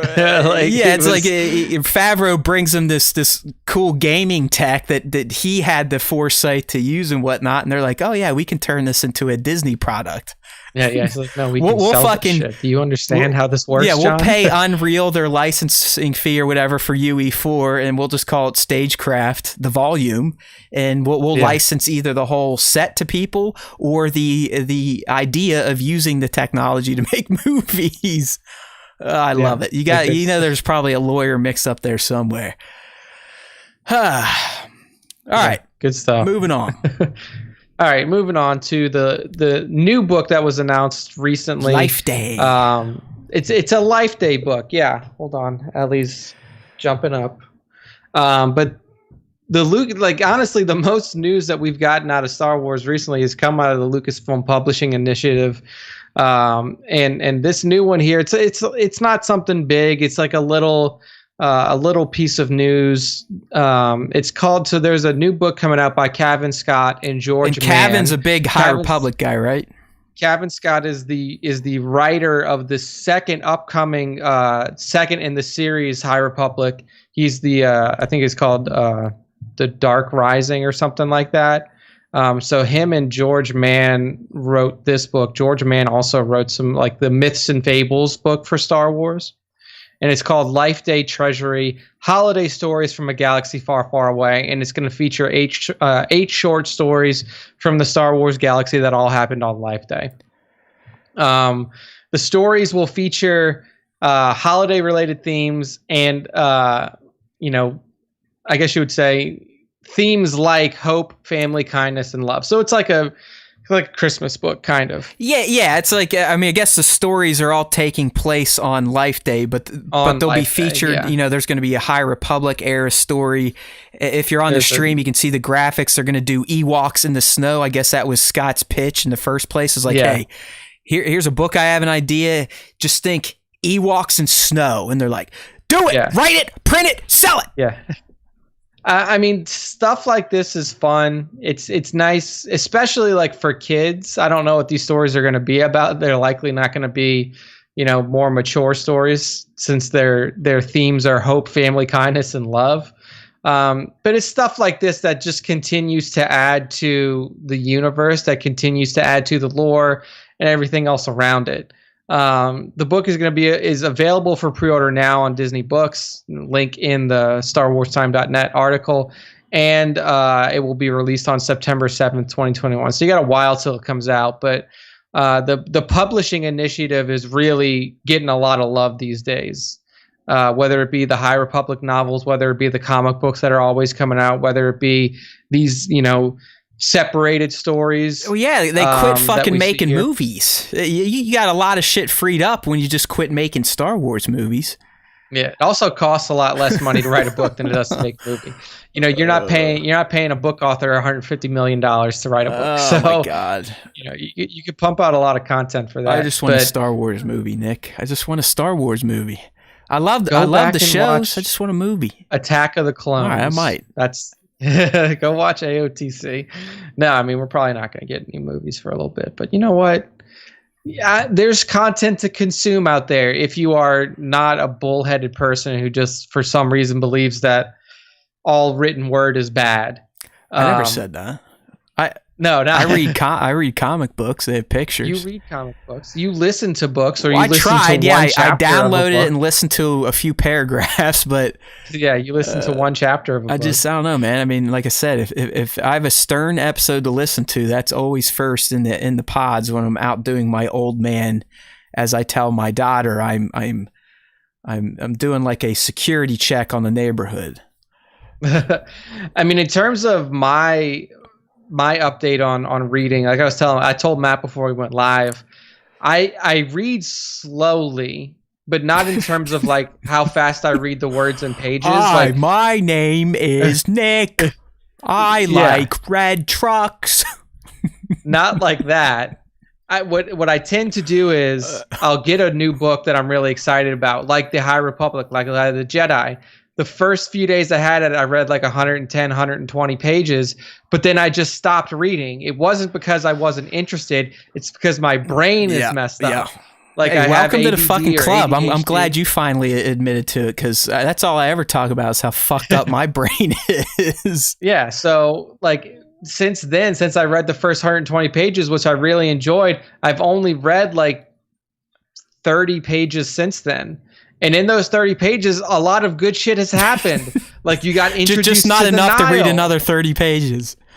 Dude, it's so weird, man. Like the way that the book is broken down is like now I'm on part 2 of the book, which now we're past the tragedy. Okay. So I literally stopped at the page that said part 2, the paths, and then stopped. So I don't know if my brain just triggered like, this is a stopping point. You just reading. Stopped. Like, does your body, like everything just stops? I mean, your arms drop the book. Yeah, you just fall over. Like you're just like, brain shuts down. Yeah, he's like, and then that was he's like, he truly is like a lobot. Like his headset just turns off for the day, and he goes into a recharge state.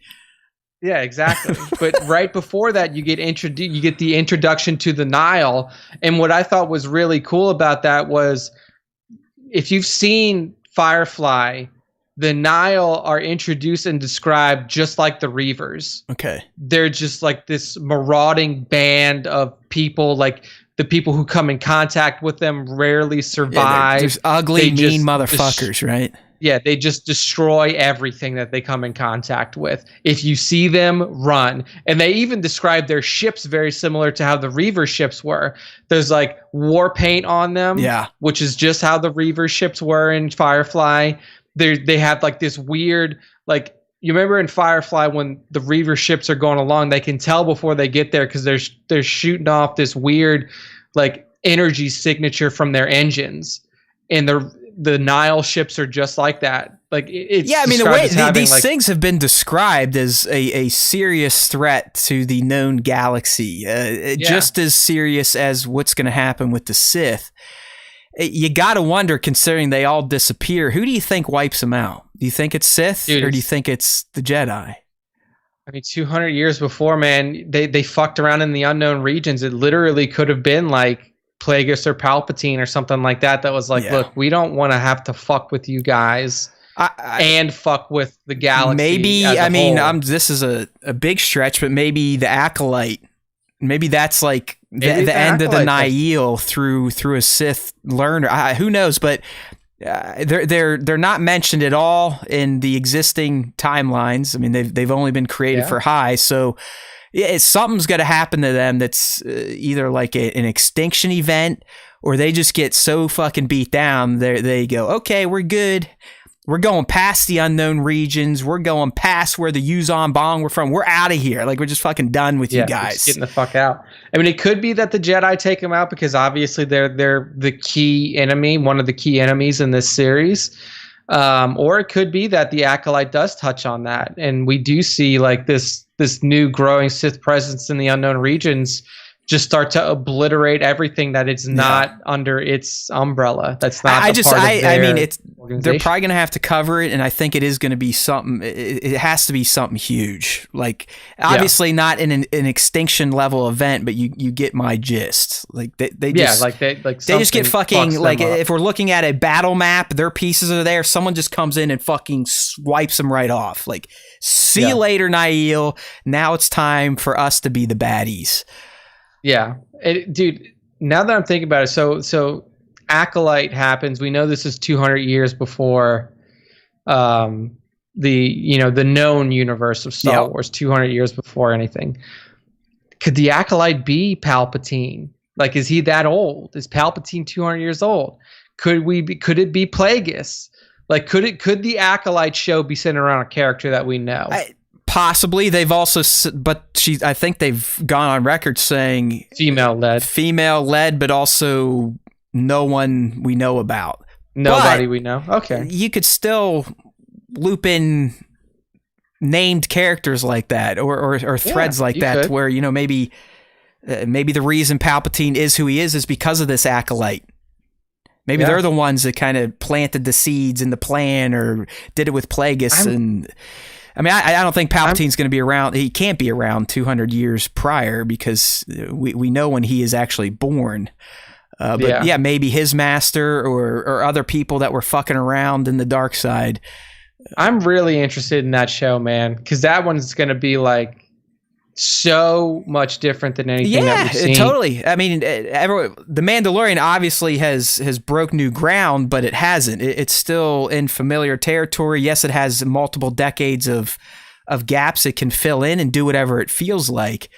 But the look of it, the characters, the main themes happening are very familiar to OT era and early sequel era, to be honest with you. So Acolyte, as Nick said, would be completely unique. Outside of maybe going to Coruscant and just seeing that, because I mean that's a city planet. It's always looked like that. The reason it is a city planet is because it's been around for so long, and they've just built and built and built and built and built to the point where you essentially have skyscrapers reaching into the upper levels of the atmosphere. Exactly. But outside of that, I would think Acolyte is as un-Star Wars as we've seen. Yeah, as outside of the normal. Outside of maybe people that have read the High Republic comics or read the books and formed mental pictures, only those people should have an idea of what the galaxy is going to look like at this point in time. So I'm with you, man. I think the story has potential. The setting has even more in terms of just like, oh, wow, look at this shit. Maybe go to Yavin 4 and actually see it populated, the temples being used and lived in and active. Who the fuck knows? Yeah, definitely could be. I mean, you could see the actual Masassis, right? Because the Masassis are not human.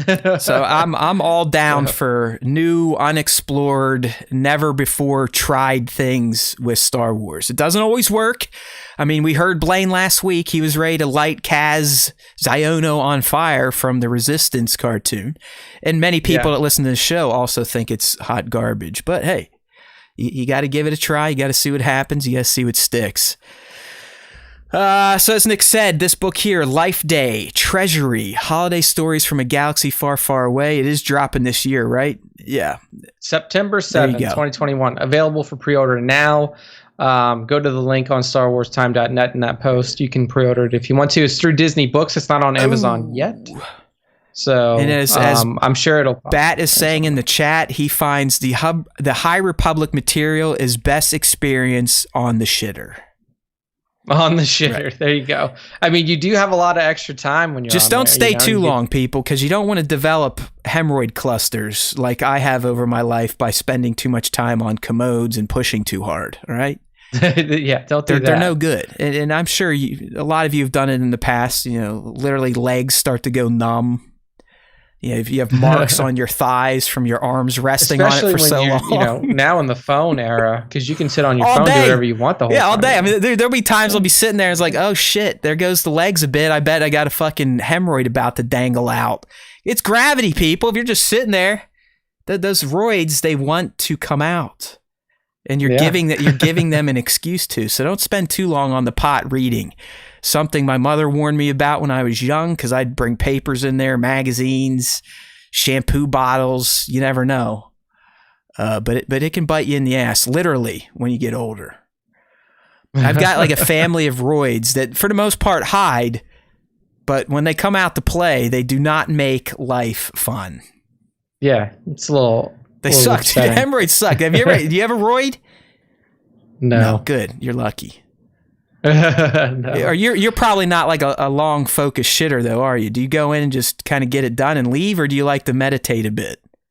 Recently, I've just been in and out. I mean, when I was younger, I would hang around for a little bit. Yeah, I've never got people to just kind of go in and let it slide out, stand right up and wipe and feel like that was it.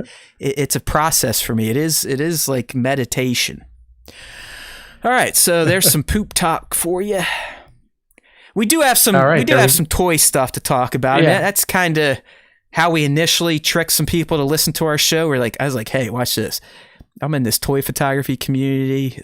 A lot of people like toys. They like to collect them. Maybe if we start talking about the toys and their pictures of toys, they might actually come listen to us talk about Star Wars. And it worked a little bit. We do have some fantastic super fans that came from that community that like talking toys. So we still keep the toy segment in there. It just comes later on in the show. Yeah, we make you guys wait for your content, okay? Yeah. We used to put it right up front, and then everybody who wasn't what is this toy shit? fan would be like, what the fuck is going on? I don't give a fuck about a 3-inch Darth Maul figure. Get this the fuck away from me. And then this week, I opened with like a 10-minute talk on stonk trading. So who the fuck knows anymore? Again, you gotta welcome to these days, you just, it's for the most part, it is a talk show. I am never, ever, I'm not a fucking idiot. Never would I compare us to Stern. But that is kind of the model. We got some shit to do. We do have some planned topics. We do have some guests now and then. But for the most part, it's me turning on the mic and seeing what's going to happen and then seeing what Nick reacts to. Okay? Some days I may talk about hemorrhoids. Other days I may talk about shaving my mustache so I can get some action. You just don't know. Yeah, you never know. That's what makes this show good to come back to week over week, is because even though we have some loose topics to talk about, we just talk about random shit. Tones, I'm guessing Tones, sorry, before we get into this, Tones threw out something interesting in the chat. He said, what about Mother Talzine as an option? I'm assuming for Acolyte. I mean, it could be.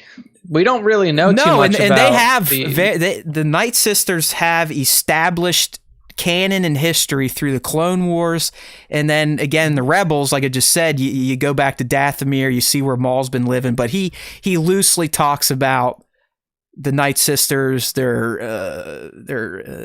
magical abilities and all this fun shit. So It would just like for that, it's like what's your ultimate end game? Because we've essentially seen the primary story of Mother Talzin come and go in Clone Wars, and I just don't know if you would get a lot of people interested in it. I mean, yeah, it would be very cool to see in live action the magic, the Force magic that they use and everything like that. See the essentially the rise of Mother Talzin. They're very interesting, aren't they, Nick? Because they're not Force users per se, but they have tapped into some powers in the universe. Yeah, it's literally, they call it magic, MAGICK, in Star Wars. Well, even Maul, Maul's like, we're going to use some of the old magic. Yeah, so it could be, but I would want to see what your end game is.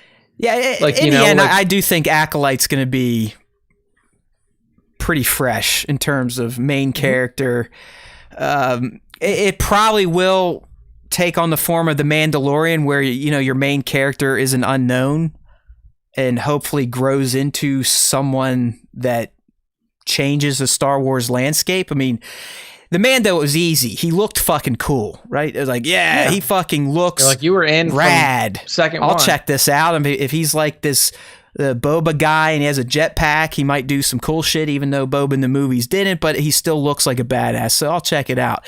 And I think they're going to approach the lead of Acolyte in the same way. It's not going to be a known character, but I'm hoping they're stylized. So yet maybe Night Sister, whatever Ventress was, maybe her race. Shit, was she a Night Sister? I mean, I guess sorta. Yeah, she was a Night Sister, and I mean, she's Dathomirian. Like, right? That is her race. Clearly, now. That planet was into some of the funky side of Star Wars. I mean, it could. Because you had the Night Brothers. Yeah, you could Night produce Sisters. Force users. You could produce Force users and magicians. You never know. Yep. Yeah, but I do think Acolyte lead will be someone new and hopefully that grows into someone we fucking love. Or hate if they truly are a bad person. I really hope it is dark side focused, man. It really has to do. be. I mean, dude, Acolyte and the logo is like all lit up fire red. I mean, come on, it's got to be. Yeah. Look, so here's like I had an idea for a story a while ago, like when I was like writing my own Star Wars fan fiction. It was actually pretty cool, and it could be pretty cool if this is what they do here. And actually, it could work. So. The story that I was writing, and I got 6-7 chapters into writing, was a story about a Jedi who infiltrates the Sith Academy, and essentially tries to. I mean, really, his mission is to pass as much information back to the Jedi. I mean, as possible. I think this is the script for Acolyte. It could, because if you like, the Acolyte could literally be a Jedi who like infiltrates a double agent.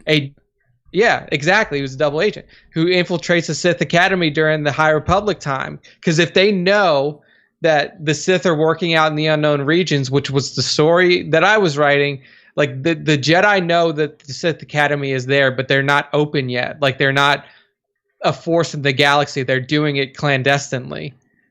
So they're like, we need to get as much info as possible. I like that. I would like the Acolytes definitely to be mixed in with the good guys, but not really a good guy. And that would be completely different Star Wars. And for the most part, I mean, I wouldn't say Disney has taken a lot of risks with Star Wars outside of deciding to hire 3 different artists to create a trilogy. They haven't done anything wild like that. That would be wild because I mean that would be some dude. How many really Disney shows out there in general are about bad guys? I mean, how many shows are about bad guys? Not many. None. I mean, not in any significant way. Like you have that show Lucifer. I've never watched it. I don't really know. I mean, in my mind, Breaking Bad was probably the best show about an evil person. Yeah, that's the closest you're gonna get. But I mean, could you like? I would really like that. Seeing a show about a Jedi. I do like that idea. I do like that. Because you could sprinkle Yoda in at that point. Then the way that I did it when I was writing it was that him and his master could communicate through long distances, but without the Force. So like in old Star Wars canon, there was a Killick bond, which if like you could you could form a Killick bond with somebody without being a Killick. So, like, for example, in the old novels, Jaina Solo and her friend, like her once boyfriend, spent a lot of time with Killicks during the Yuzan Vong War, and the two of them formed a Killick bond with each other, and they could communicate with each other through emotion, but without using the Force. So that was how I had. It'd be like a walkie-talkie that would not use the Force. But they didn't rely on the Force, because if you were using the Force, obviously they would. The Sith would immediately be like, "You're a fucking spy," right. And then he could also cloak his Force presence, like, because usually you can read people sometimes, like you can tell their dark side or light side. Like he could cloak what he was, like they couldn't tell that he was a light side Force user. Well, Nick, if that's what happens when this drops, we'll get the legal team. I'm gonna sue we'll get the SWTS legal team on top of it. And I think at this point, I still have. We'll put Spencer in charge of legal too. So he's now PR and legal. I still have that story on my laptop. He's got proof. You heard it here first. If anything resembles what Nick said, he wrote this story like a decade ago. Yeah, it was probably a decade ago. It was probably. It will also it will perfectly exemplify our slothness when it comes to our Star Wars ideas. I know, and the fact that sometimes we may have a good one, but then we just fucking let it die. Like, honestly, if it does end up being even in that ballpark, I would at the same time feel so fucking good about myself, and also just so fucking horrible. I mean, it would be probably a bigger gut punch than like a caressing your balls type of feeling. Yeah. But it would be nice if that actually happens. You need to like send it off to them, be like, hey, I did this, I did it then. Obviously, great minds think alike. Can you at least let me become a writer for the next season? Yeah, let me do an episode or something. Yeah, give me a shot, please. Like here. Oh, that's funny. But yeah, dude, it was fucking. All right, that would be cool. So, all right, let's get into toys. Yeah, back to the toys. We actually Hasbro had a fairly large news dump last week, and I have to say, Nick, coming out of this, what Hasbro's doing with the vintage collection, again, for people that aren't in the know, the vintage collection would be your standard scale figure. So 118 or 3.75 inch are on this show the size of my wiener. Okay. And this is what Kenner started with, Hasbro started with over the years. I mean, Kenner, you had just the arms and legs and head would move. Hasbro, they started making them. Everyone kind of looked like they were on steroids in the upper body. And, they were nostalgic to collect because that's what a lot of us started collecting. We're the 3.75 inch line. I collected 3.75 inch all the way through Rogue One. And then I just kind of stopped because I saw what was happening in the Black Series line. The $20 figures that are 1/12 scale are about 6 inches. So, double the size. Yeah. They had way more points of articulation. The face sculpts were way better. The accessories were better.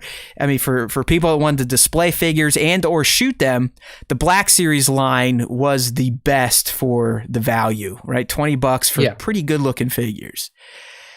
Recently, I'd say... very recently, maybe within the last 6 to 8 months tops, the vintage collection line, in my opinion, especially with this Darth Maul we're looking at right now on the live stream, this Maul looks fucking sick, has essentially come, parallel to, lockstep with the Black Series line in terms of the overall quality of sculpt, articulation, paint applications, accessories, so on and so forth. And it's also driven up the cost. These little fuckers you could usually get for, $6, $7. They're now $12, $13.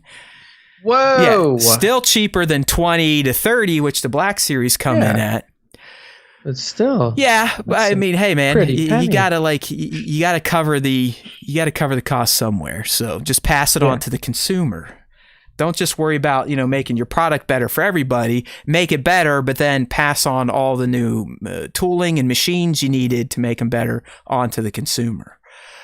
Yeah. Either way, they unveiled a shit ton of new TVC, some Black Series and some other stuff, and it actually, caught my eye to the point of throwing up a post. I haven't been doing as many toy posts. That's probably why my Entertainment Earth affiliate credit has gone down.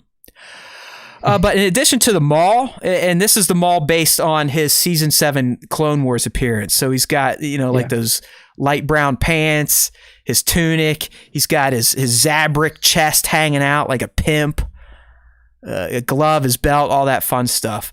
But you also get Ahsoka. And Nick, I'm pulling up Ahsoka now on the stream. Ahsoka looks really good. Like her face looks She good. looks better than the Black Series one. And look at all I think it's not so much the sculpt. It's the new articulation points they're giving to these figures.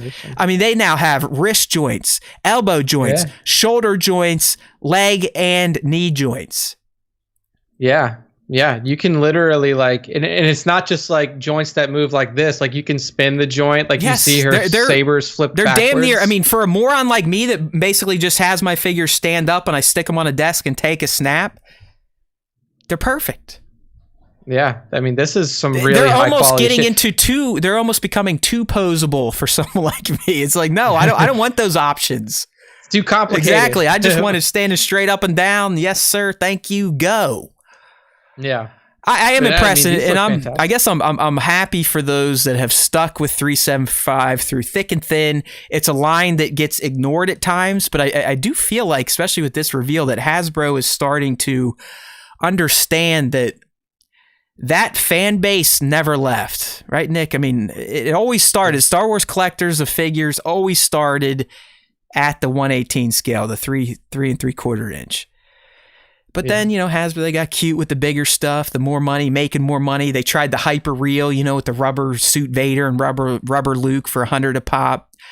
But it seems now they're kind of going back to their roots and really dumping some money into making the TVC line just excellent looking. So if I didn't already own the Ahsoka, I would have bought her. I contemplated buying the Maul, but I punched myself right in the face and was like, dude, don't do it.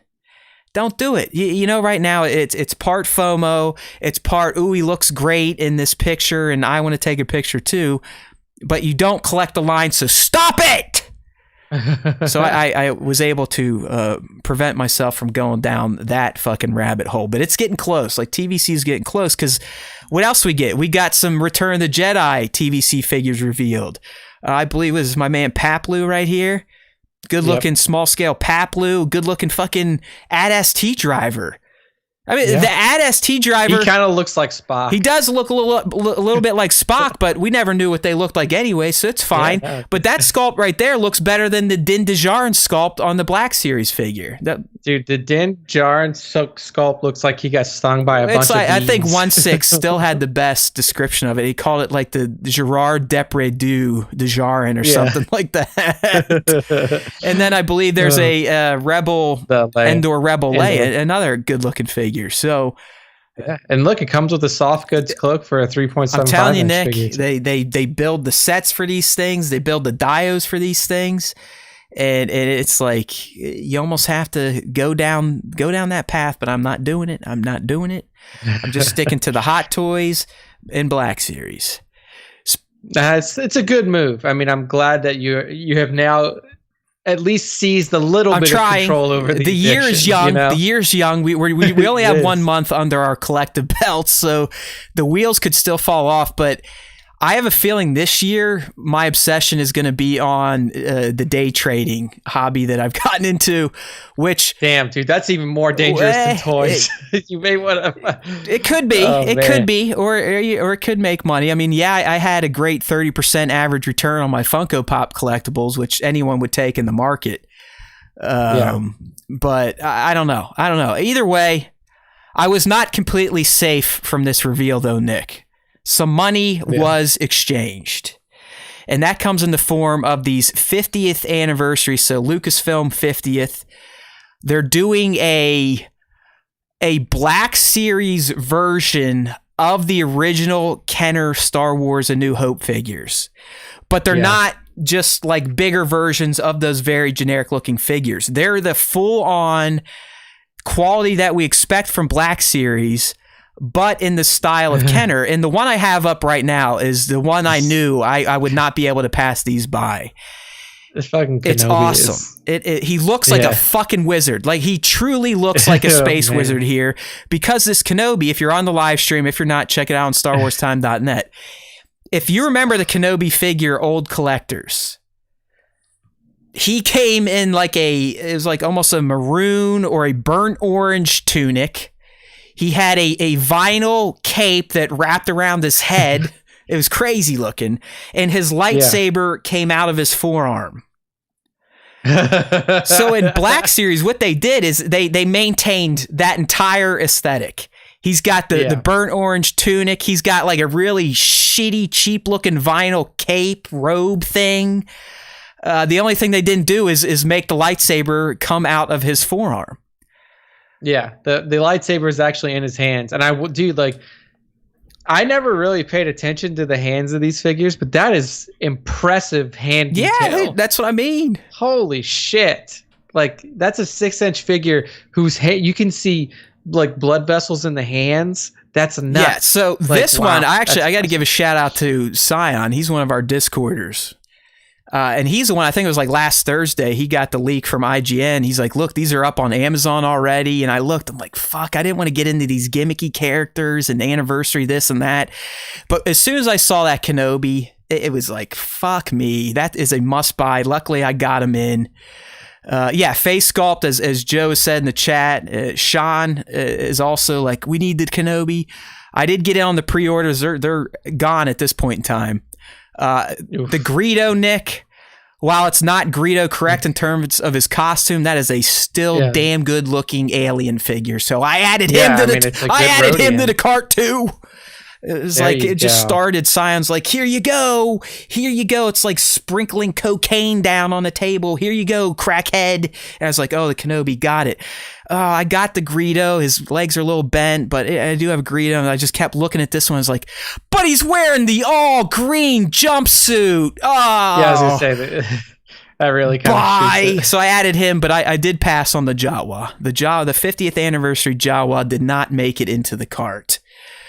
So I passed there. Real quick, I want to go to the chat because we might have some breaking news here. SW Props, you have my attention. Well, don't tell us now. You have my attention. Yeah. What do we got? Send us a message on IG. What do we got? Kenobi info. Let's hear it. Yeah, we can break it right on the episode. Who cares, right? We just changed the title when we post the cast to whatever his news was. Let's see what SW Props comes up with, but apparently he's got some Kenobi info. He's got some Kenobi info. So I ended up getting the Kenobi and Greedo 50th just because nostalgia. Also, we just outed our source. They're going to fire him now. No. Well, way to go. SW Props, they don't know his secret identity. Good. Hope not. Location confirmed. Thank you. Yeah. Yes, LA confirmed. We got it. But no, we'll. It's not really SW Props. It's Klondike Studios. I was trying to play a trick on everybody. Hey now, as he said up in the chat, 4 inches is totally fine, fellas. Don't worry about it. Tones, I agree. The saber should came out of the arm, but it didn't. But moving on, Nick. Lo and behold, they're also doing more 50th anniversary figures. And this reveal we got was from TPM. So we're getting a new Qui-Gon Jinn, which I liked because, I mean, there is a Black Series Qui-Gon, but it's before they really got into the photo real face, whatever. Yeah. So I did go ahead and pre-order this one, even though Best Buy's charging an arm and a leg for these fucking things. Yeah, but I had to get the Qui-Gon just because he's got the better face. Dude, the Mace face looks good. Well, the Mace already looked good because Mace came out when they were doing the good stuff. Gotcha. Okay. But yeah, I definitely had to rebuy the Qui-Gon just because the fixed face. Mace, like I said, if you missed out, you got to get him. It's a great looking Black Series figure. The Battle Droid, who cares? I mean, they're still nice figures, but they've already been released. The Jar Jar in this packaging, avoid like the plague. Not because it's Jar Jar, it's a ripoff. Best Buy's charging you $30 for this guy. And I know you probably missed out on the Hasbro version that came with the shield, but he also gets a booba. He gets like a booba stick whatever that stuff's called. And, the spear and all that stuff. So you're actually getting less accessories in this package, but for the same price. And that's that. So, I mean, the final one. This is a guy we talked about on the show, and I fucked up the post, so we're not going to see the big pictures, Nick. But they are releasing the Elite Trooper from Bad Batch. Okay. So that's what they're calling that trooper at this point in time. Remember, I speculated it may be Commander Cody, but they're calling it the Elite Trooper, and it is based on the Bad Batch. And he's kind of cool looking. It's like a Elite Squad Trooper. Exactly. Yeah. Exactly. Okay. Bat, you want the Kenobi. Every one of you guys him-hauling on the Kenobi, you want him.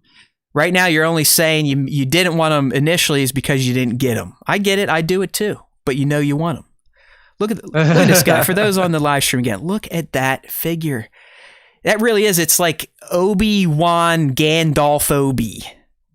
Yeah, it's fucking You know what I mean? Just good look at it. Even Nick might have considered buying that one, and he hates this shit. I hate it. No, I mean it looks so cool just because of that coloration. It's so unique. So I'm sure I'll open it, lay it on the table, and take a photo of it 6 months after it released, to where no one gives a shit anymore. There we go. Like I told Nick, I've now gone 3 Wednesdays in a row doing a shoot with only minimal amounts of aneurysm-inducing events. Okay? That's a step in the right direction. It is. I still might have scared my daughter during one because she happened to be down here, and I had my pods in. I was listening to Stern doing a shoot. I didn't know she was down here playing around, and a figure fell, and I went into my motherfucking piece of fucking cock-sucking like one of those things. And I turn around, see her, and she's just like, oh, what the? Like, this guy is a monster. Yeah, I fucking hate him. My father is a crazy person. No, she did. She did this weekend. And she's just to the age where I now am a typical dad. Anything I do is like, I guess she wouldn't know it as a dad joke, but I'm doing like that type of stuff. We're just acting like a somewhat silly person, but you're the dad, makes you kind of embarrassing to them. So she just, this weekend, I don't know what I was doing, but she just looked at me. She's like, Daddy, why are you so crazy? She's already starting. Why are you so crazy and silly? So I don't know, Charlie, because I just cannot be normal. If I'm normal, things get ugly fast and we get off the rails. Yes, as Sean's saying in the chat, who I believe is Visual Approach, yelling at toys is a healthy act. It's just when you do it in the presence of younger humans that might not be used to older humans yelling at inanimate objects as if they're real. She'll even tell me that. She's like, Dad, they're not real. I'm like, no shit, dude. This is how fucking wild I am. You'll learn. It's like, yeah, I get it. 4-year-old. You'll learn. You're only 4. Do you know that? Oh, yeah, I live with my 2 moms already, basically. It's already happening. The team up, the mother-daughter team up. I get lessons completely regurgitated to me that Heather will give to Charlie. Like, she'll be like, well, Daddy, you didn't do this, you didn't do that. You got to do this first. You got to eat that before you. It's like, hey, Daddy's allowed some of this to play on because you're my little princess, and I think it's impossible for dads to truly discipline or say no to daughters. But I'm still the fucking king here. I'm still your so father. Chill out. And then she'll be like, oh, okay, I need some ice, a napkin, a banana, and some apple slices. And I'll be like, okay, how fast? I'll do it right now. I'll drop everything and go do it for you. To end this reveal, though, Nick, we did get some non-image reveals. Some upcoming releases that Hasbro committed to, but we didn't get any glamour shots. So we're going to get Tech from the Bad Batch. Aura Singh, based on her Clone Wars appearance. That'll be a nice looking figure. Zero, the robot from The Mandalorian. Casca Reeves from The Mandalorian. I saw that, and Sasha actually posted a picture or like some sort of image. Yeah, it was. I mean, it. they just showed like their actual heads during this panel, Nick, but they didn't have the figures mocked yet. Gotcha. And then finally, General Lando. So those will all be Black Series. And then in the Vintage Collection, they're adding an IG-11 and a Lando based on ESB. Very nice. Okay, so a lot of good shit coming out soon. That's cool. Yeah, I was hoping to peel back on the Black Series, and out of this reveal, how many Black Series do we have here? 1, 2, 3 of the 50th, and then 1, 2, 6, 7 total. I ended up pre-ordering 1, 2, 4. Hey, I mean, that's more than 50%. It's more than 50%, but it's less than all of them. So baby steps, baby steps. Yeah, you did well. But that's also after a week ago having a $1,000 pre-order spending spree on Sideshow. That's hefty. Indeed it is. But and I know how you yelled at me about the E-Trade shit. So look at it that way. Like, I just basically committed over $1,000 to toys that probably won't lose value, but may never recoup value. Where I could take that $800 and threw it on Apple stock, and it probably would have gained, maybe $50, $60 by today, like just 5 days. That's very true. You know what I'm saying? That's so it's all relative, Nick. But you get more enjoyment out of the toys. I have been. I don't know what it's been recently. I don't know if it's that I'm actually finally putting away my Barbies in the nice glass display cases.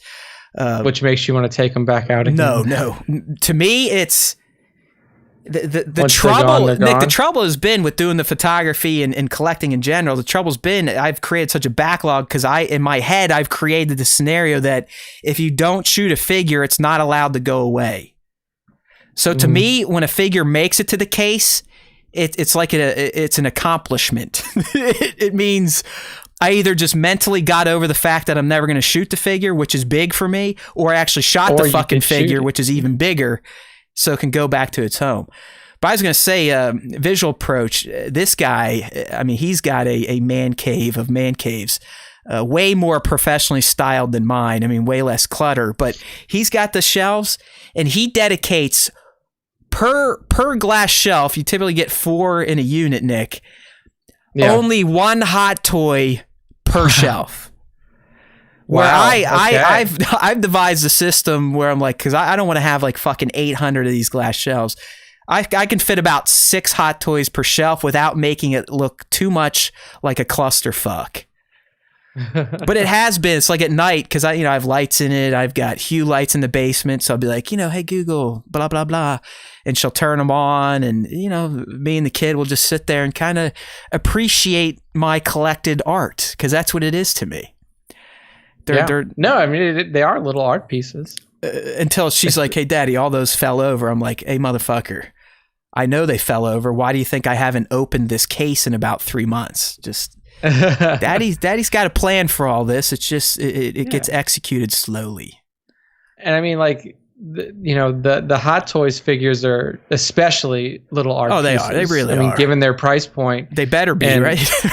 Yeah. I mean, the new one that we're about to talk about now is a perfect example of that. Yeah, and what Nick's talking about, Sideshow. It's like I don't know if they just lost a warehouse full of Rogue One trooper figures.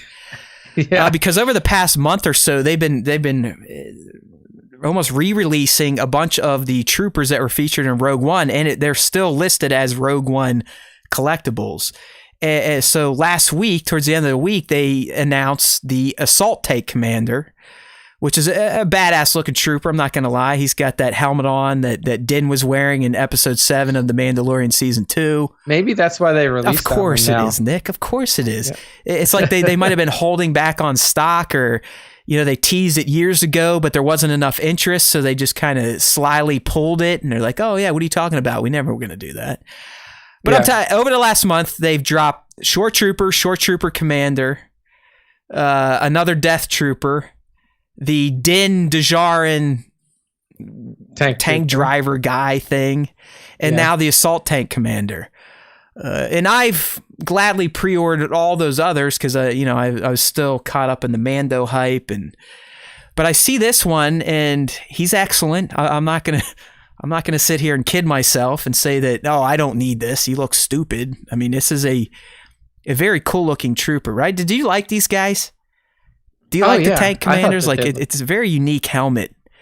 I like that's the big thing. It's like the helmet is it's like a mix of the shore troopers and like, I mean, you're I right. don't know. It is. Really, it's because the shore troopers, their eye slits, they're more goggle oriented. You know, they're more traditional stormtrooper, but still connected.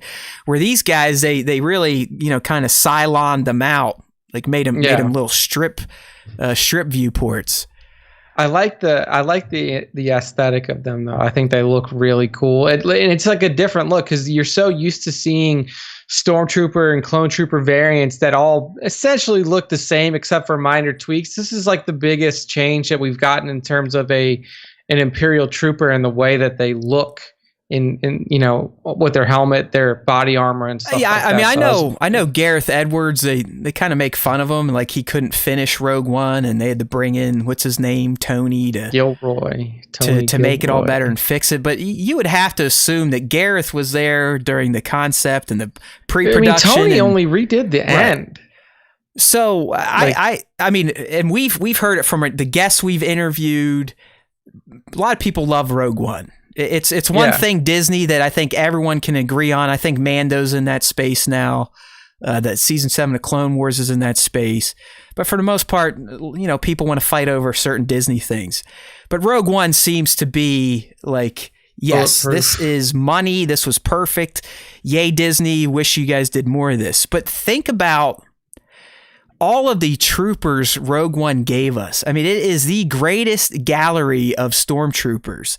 You got the different tank commanders. You got the different shore troopers. You got the death troopers, the standard bucket heads. Yeah. There's a lot of great stuff in Rogue in terms of not only your Imperial side, but also your Republic side. You get to see Blue Squadron, which was completely destroyed at the Battle of Scarif, and that's why there was no Blue Squadron. Exactly. You also the Death Star see Red 5 skip off the shield, I believe. Now you know why Luke was able to slide right in there and take. Yeah, Red 5's open. There we go. Yeah, Luke shows up. He's like, "Hey, who am I?" And they're looking at like a burning pile of X-wing. They're like, Red 5. We just added it to the unit. We never had a Red 5. I mean, it's not unlucky or anything. Yeah. So, Red Smear. I mean, Red 5. Yeah, exactly. Oh, you mean that guy that's on the fucking shield above Scarif right now? Yeah. So, Nick, are you saying I have to get this one? You know, it's funny, man. When I open this page, I immediately got a pop-up that says 729 people are viewing this collectible. Add it to cart now. Damn straight, dude. So somehow Google knows you're looking at this stuff too, and look, he's lying to us. No, I mean, on me, I know. Like, if you here, I'll close this out and we'll go back to Star Wars. Like our site, like look at all the ads for our site. Oh, you want some Star Wars comic books, Star Wars toys, Star Wars games.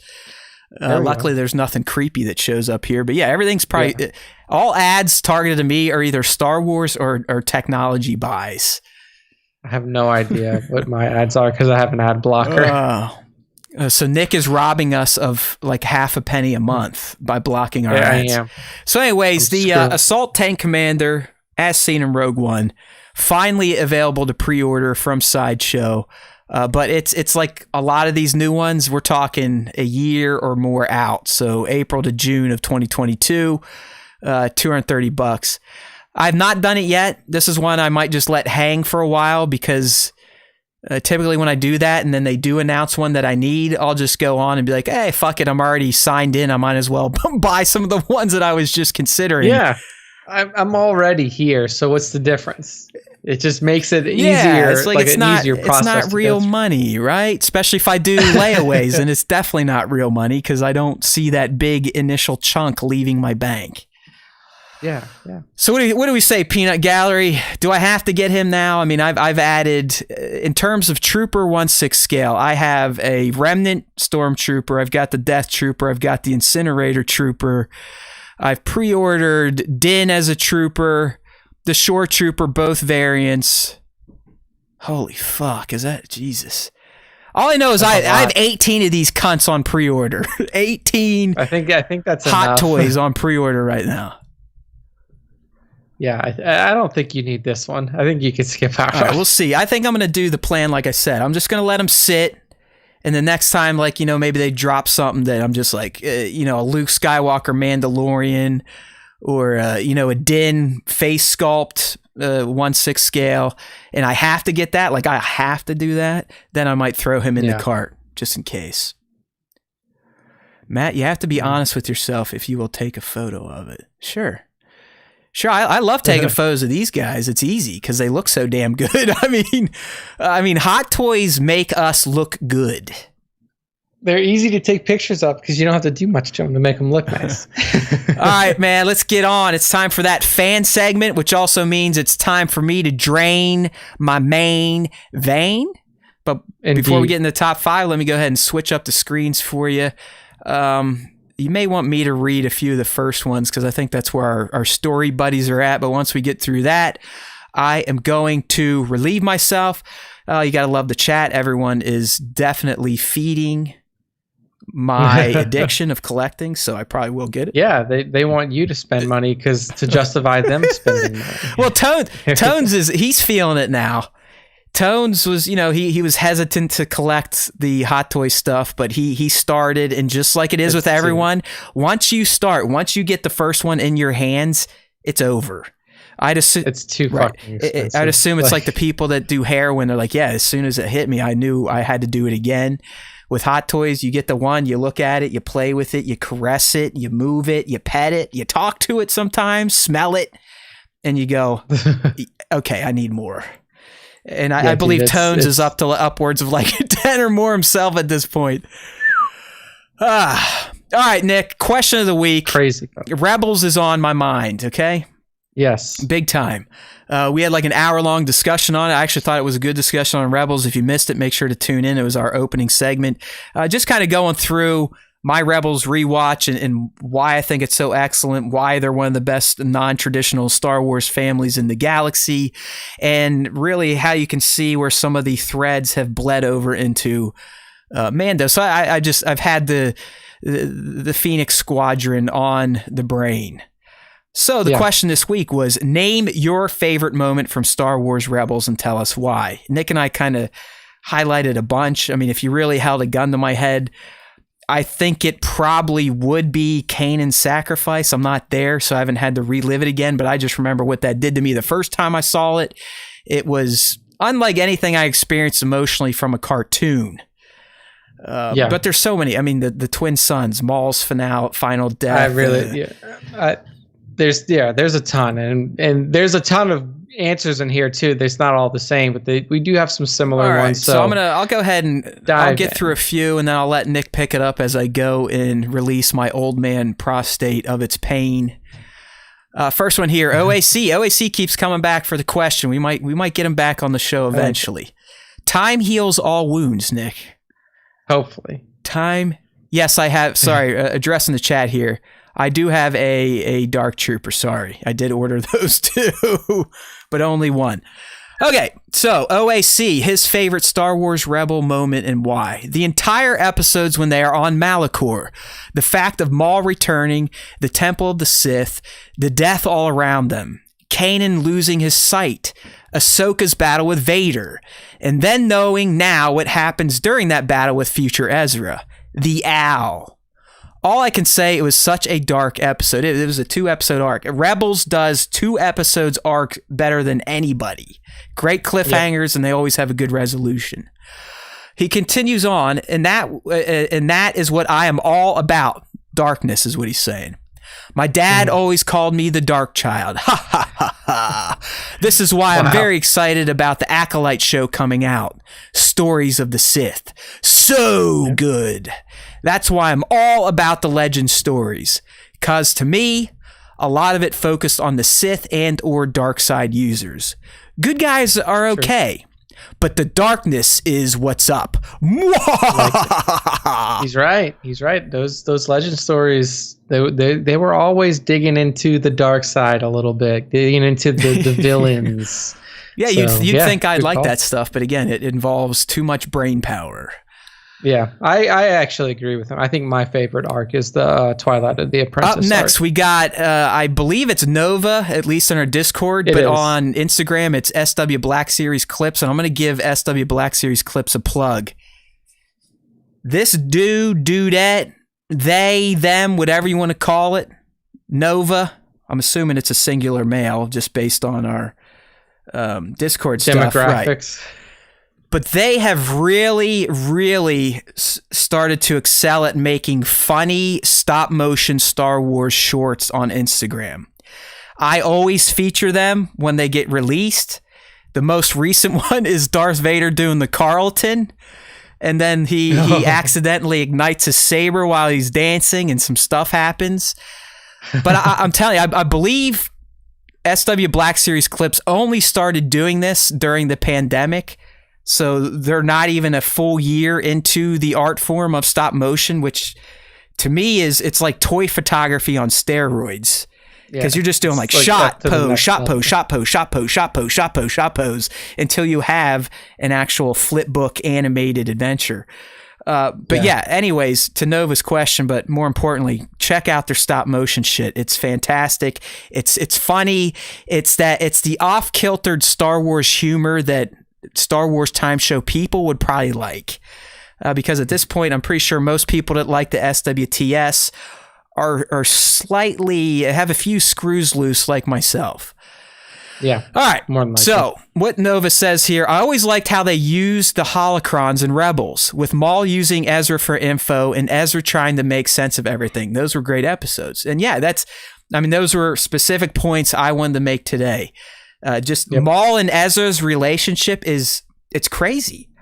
It's different because they did have a quasi master apprentice relationship going on, even though they were never truly master and apprentice.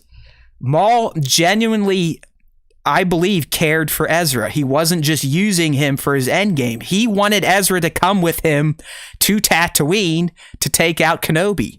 Maul truly thought he was the answer. I'm with you, Nova. Good stuff. Definitely love the Ezra and Maul stuff. And then finally, before I take the leak, our resident commenter, who is angry because he has to now leave the comments at 4:45 while he's working out. First off, let's give him credit for working out at 4:45. Working out at 4:45 that's a fucking man right there. I mean, you couldn't pay me. I work out at 3 p.m. in the afternoon. You couldn't pay me to get up that early to fucking work out, let alone just work. But anyways, Darth Hideous here. Here we go. Ezra finding Maul. That whole story arc is baller. Maul, as always, is the best agent for chaos. That's a great point. He may be an instinctual dark side user, but he still manages to manipulate a Jedi-trained Padawan into skirting the dark side. He has a goal, and he will do what he has to achieve it. It's always been about revenge, and Obi-Wan is the focus of all his rage and hate. He's always playing one side against the other side. As always, Maul is my boy, and his quiet, manic behavior in these episodes is a fucking masterpiece. P.S. Get the question out a day earlier, bitches. I'm having to write these in the gym at 4:45 a.m. See, that's the fandos are starting to feel entitled to things, and that's where I start. Don't piss Nick off. Don't get entitled, okay? Because we don't have to do the question. We do this to give you guys spotlight time on the show. Here we go, Daddy Nick's coming in the bus heads. Watch out! We don't need the content. You can see that we're 2.5 hours into a show that had literally nothing to talk about. So we do this for you guys, not for us. Hideous, I like your replies, buddy. I like your replies. Don't start bossing us around here. Yeah, okay? We all know Nick hates all of our fans. It's all right. Okay. If it was up to me, you guys think I'm the hateful one. Trust me, Nick hates every one of you. I wouldn't. I gave y'all a Discord to talk about all the stuff. I'll tell you what. The Discord, Nick. If I go in the memes again and I see one you post and I'm like, damn, that's great, and it's in Discord, not on Instagram, I'm gonna cut off your balls. I put the Maul one on. I know, Instagram. but you put another good one in there before the Maul one. I was like, I forget what one it was. I was like, damn, that's a good one. I wonder who posted, and it was fucking Nick. I was like, God damn it, dude. If you ever get the itch to share it in Discord, that means you should share it on IG. How's that? Can we just operate on that mantra? What happens is, like, some of the ones I pull over from my computer, like I put it on the Discord from my computer because you can't post on your computer on Instagram. So I'm like, all right, I'll put it on the Discord, and then I'll go back and I'll pull it off and put it on the IG. And that's what I did with the mall one. Here you go. Oh, was it the Cal I was Texas like, one? that's a good one. I didn't know if enough. Okay, so for that one, I was like, I don't know if enough people would understand. You that. must be a Weasley. It was a good Harry Potter crossover. Yeah, it was a good Harry Potter crossover. Like I said, in the end, like, let's work on this new mantra. If you feel the need that you're going to get on Discord, that should be a light bulb that, yes, it should also go on IG. How's that? That's a good All point. right. Yes. Okay. All right. So anyway, all right, I'm going to go ahead and take my go, break. We'll let Nick handle. Oh, it's from a new one here. Anthony Sword. Go ahead. Anthony Sword, the Imperial communique. That's what it says. I was like, communique? Nope, communique. He says Kanan training Sabine in season 4. I think he says it was so emotional it brought me to tears. Yeah, we talked a little bit about that before, and it was like Kanan was not treating Sabine the same way that he treated Ezra. Like he was being a little bit more impatient with her, a little bit harder on her than he was on Ezra. And you could tell that like Sabine could sense that as well. Like she was getting frustrated, he was getting frustrated, and it was just kind of it showed you that dynamic, like that family type of dynamic between those characters. So I thought that was a cool scene as well. Or a cool set of scenes because it happened more than once. Yeah, Nick, what I would say on that, it's actually season 3. I think that's why Anthony was saying I think, but it was season 3. Yeah. What really he was doing, I guess the way to explain it, he was almost mansplaining the training to Sabine. Yeah, that's good. It's good. Yeah, because good the one that it. finally kicks his ass into just treating her like she was Ezra or a Force user was Hera, his woman. She was like, hey, asshole. Why aren't you training her like you trained Ezra? He's like, well, this and that, and blah, blah. And she basically is like, hey, she's a fucking grown woman. Get over it. Just fucking train her. Yeah. No, yeah, it's a good point. And I never looked at it as like mansplaining, but that is probably it's like the he best equivalent. He didn't want to be too rough. They started with sticks instead of the actual the dark saber and a lightsaber. It's like, oh, I don't want to hurt you, that type of shit. I mean, that's also a cool moment. I forgot. And Fen Rao is a very interesting Mandalorian because he hates the rebels, then he hates them again, and then he joins them. But he's the one that gave Sabine her van braces. And you get a little insights into, again, most of the Mandalorian weaponry and armor was designed in a way to combat Force users. Jedi. Yep. So once she gets that, she then starts challenging Ezra and beats him a little bit, but then tries doing some of the shit to Kanan. And he's like, hey, guess who won the fucking Jedi Mando Wars? So all your tricks and gimmicks will only get you so far until you actually like have to rely on your skills and focus. Yeah. Good stuff. All right. Good stuff. Figure fucking next hurts. Up, figure hurts. Says Kanan's sacrifice. There was no way back, and I guess I do love it when great characters die in a show, as it makes every moment dangerous. We missed that moment in a movie that would have made a 40-minute diversion worthwhile. I'll say no more on that. Kanan's is my favorite Jedi death, and there's been a lot of Jedi deaths suggested as self-sacrifice. And that's why I shot the scene a couple of years back. So he did a version of that scene. He's got great points. It really is the most emotional Jedi death, I'd say. I mean, I always get worked up over the Luke Vader stuff in Jedi, but that's me. Like that I almost have to like take that out of the pool of emotions here. Yeah. I mean, I guess like that's really the only Jedi self-sacrifices that we've seen are, I mean, if you count Vader, I guess, Vader wasn't really a Jedi at that point. I mean, it's what, Ezra and Luke at this point?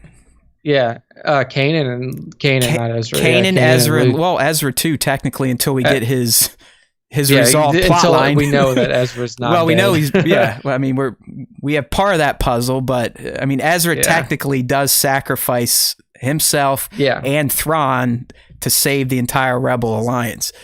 But then, and I assume that's what Figure Hurts is referring to. Obi-Wan Kenobi too, because he was like, he did the totally in A New Hope. He disappears before the lightsaber hits him though. So does that count? I don't know. It's almost like he committed suicide then, right? It was like seppuku. Exactly. He did Force Ghost seppuku. That's a good point. You are right. No, I mean, and like I said, even before we got into this, I think if you held a gun to my head, it probably would be Kanan's sacrifice, because you're never expecting a main to go out that way. Yeah. And especially in a cartoon in Star Wars, I mean, the good guys really didn't die up until the sequel trilogy, and then they started fucking killing the good guys left and right. Yeah, they were just like, he's dead. Han's dead. He's dead. He's dead. Luke's like, dead. Okay, wow. Leia, we have to kill her because she actually is dead. Yeah, because she actually She is fucking dead. All right. Okay. Next up, we got one from Mythos Bobby. He says, There we Kanan's go. sacrifice as well. He says, so epic. The look back he gives, he knows he has to do and can't do anything about it. As silly as this is, Nick, I am emotionally dreading that episode. Dude, during our rewatch, because first off, I know I'm going to lose it, and then I'm going to get my ass kicked by my daughter. She's going to look at me like, why are you crying again, you little bitch? Yeah. Get out of the room. Don't cry. Take your tampon me. out, Dad, you pussy. Oh, my God. Man. What have I created? So this next one here is from Sir Dork, and I'll also throw a little mention in at the end here. But Sir Dork says, meeting an old Maul on Malachor, then watching his final journey play out. Kenobi! Oh, yeah. I mean, the Maul thread in Rebels was fantastic. All like you said, from meeting him on Malachor to his ultimate because again, demise like he's Kenobi. not full on like squirrely again. Like he's not batshit nuts as he was when they found him with his robot spider legs. Like he was fucking wonked out after laying down that pit for a while. Like he was fucked up.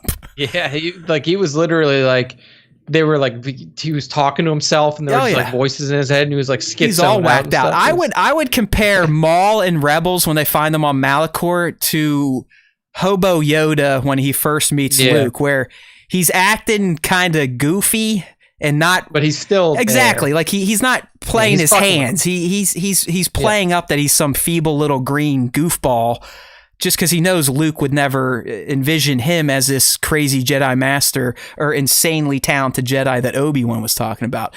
Maul, to me, is kind of doing the same thing on Malachor, because he's trying to hide away from one of the Inquisitors. Like there's literally an Inquisitor just for him. They've been tracking him because he's been trying to get holocrons to find out where Kenobi is.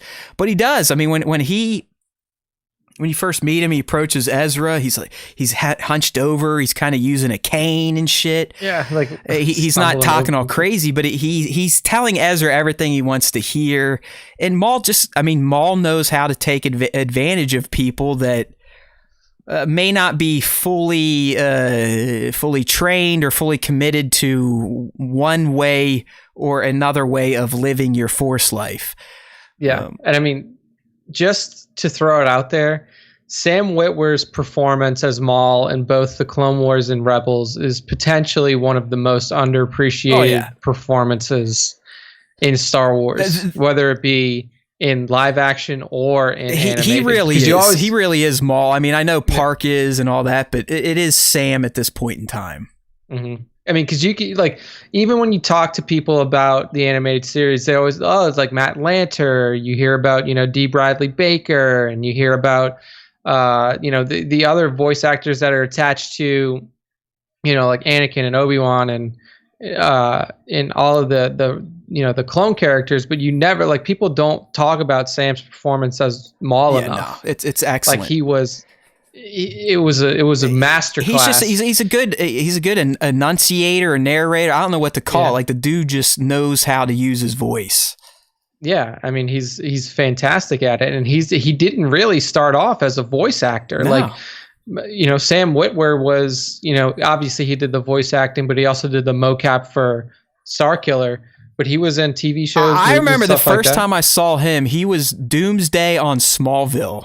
The first time I saw, so I never watched Smallville. My first exposure to Sam was through Being Human on Sci-Fi, the American version of Being Human. And I know recently he did a stint on Supergirl as like a bad character. I mean, it was like a multi-episode stint.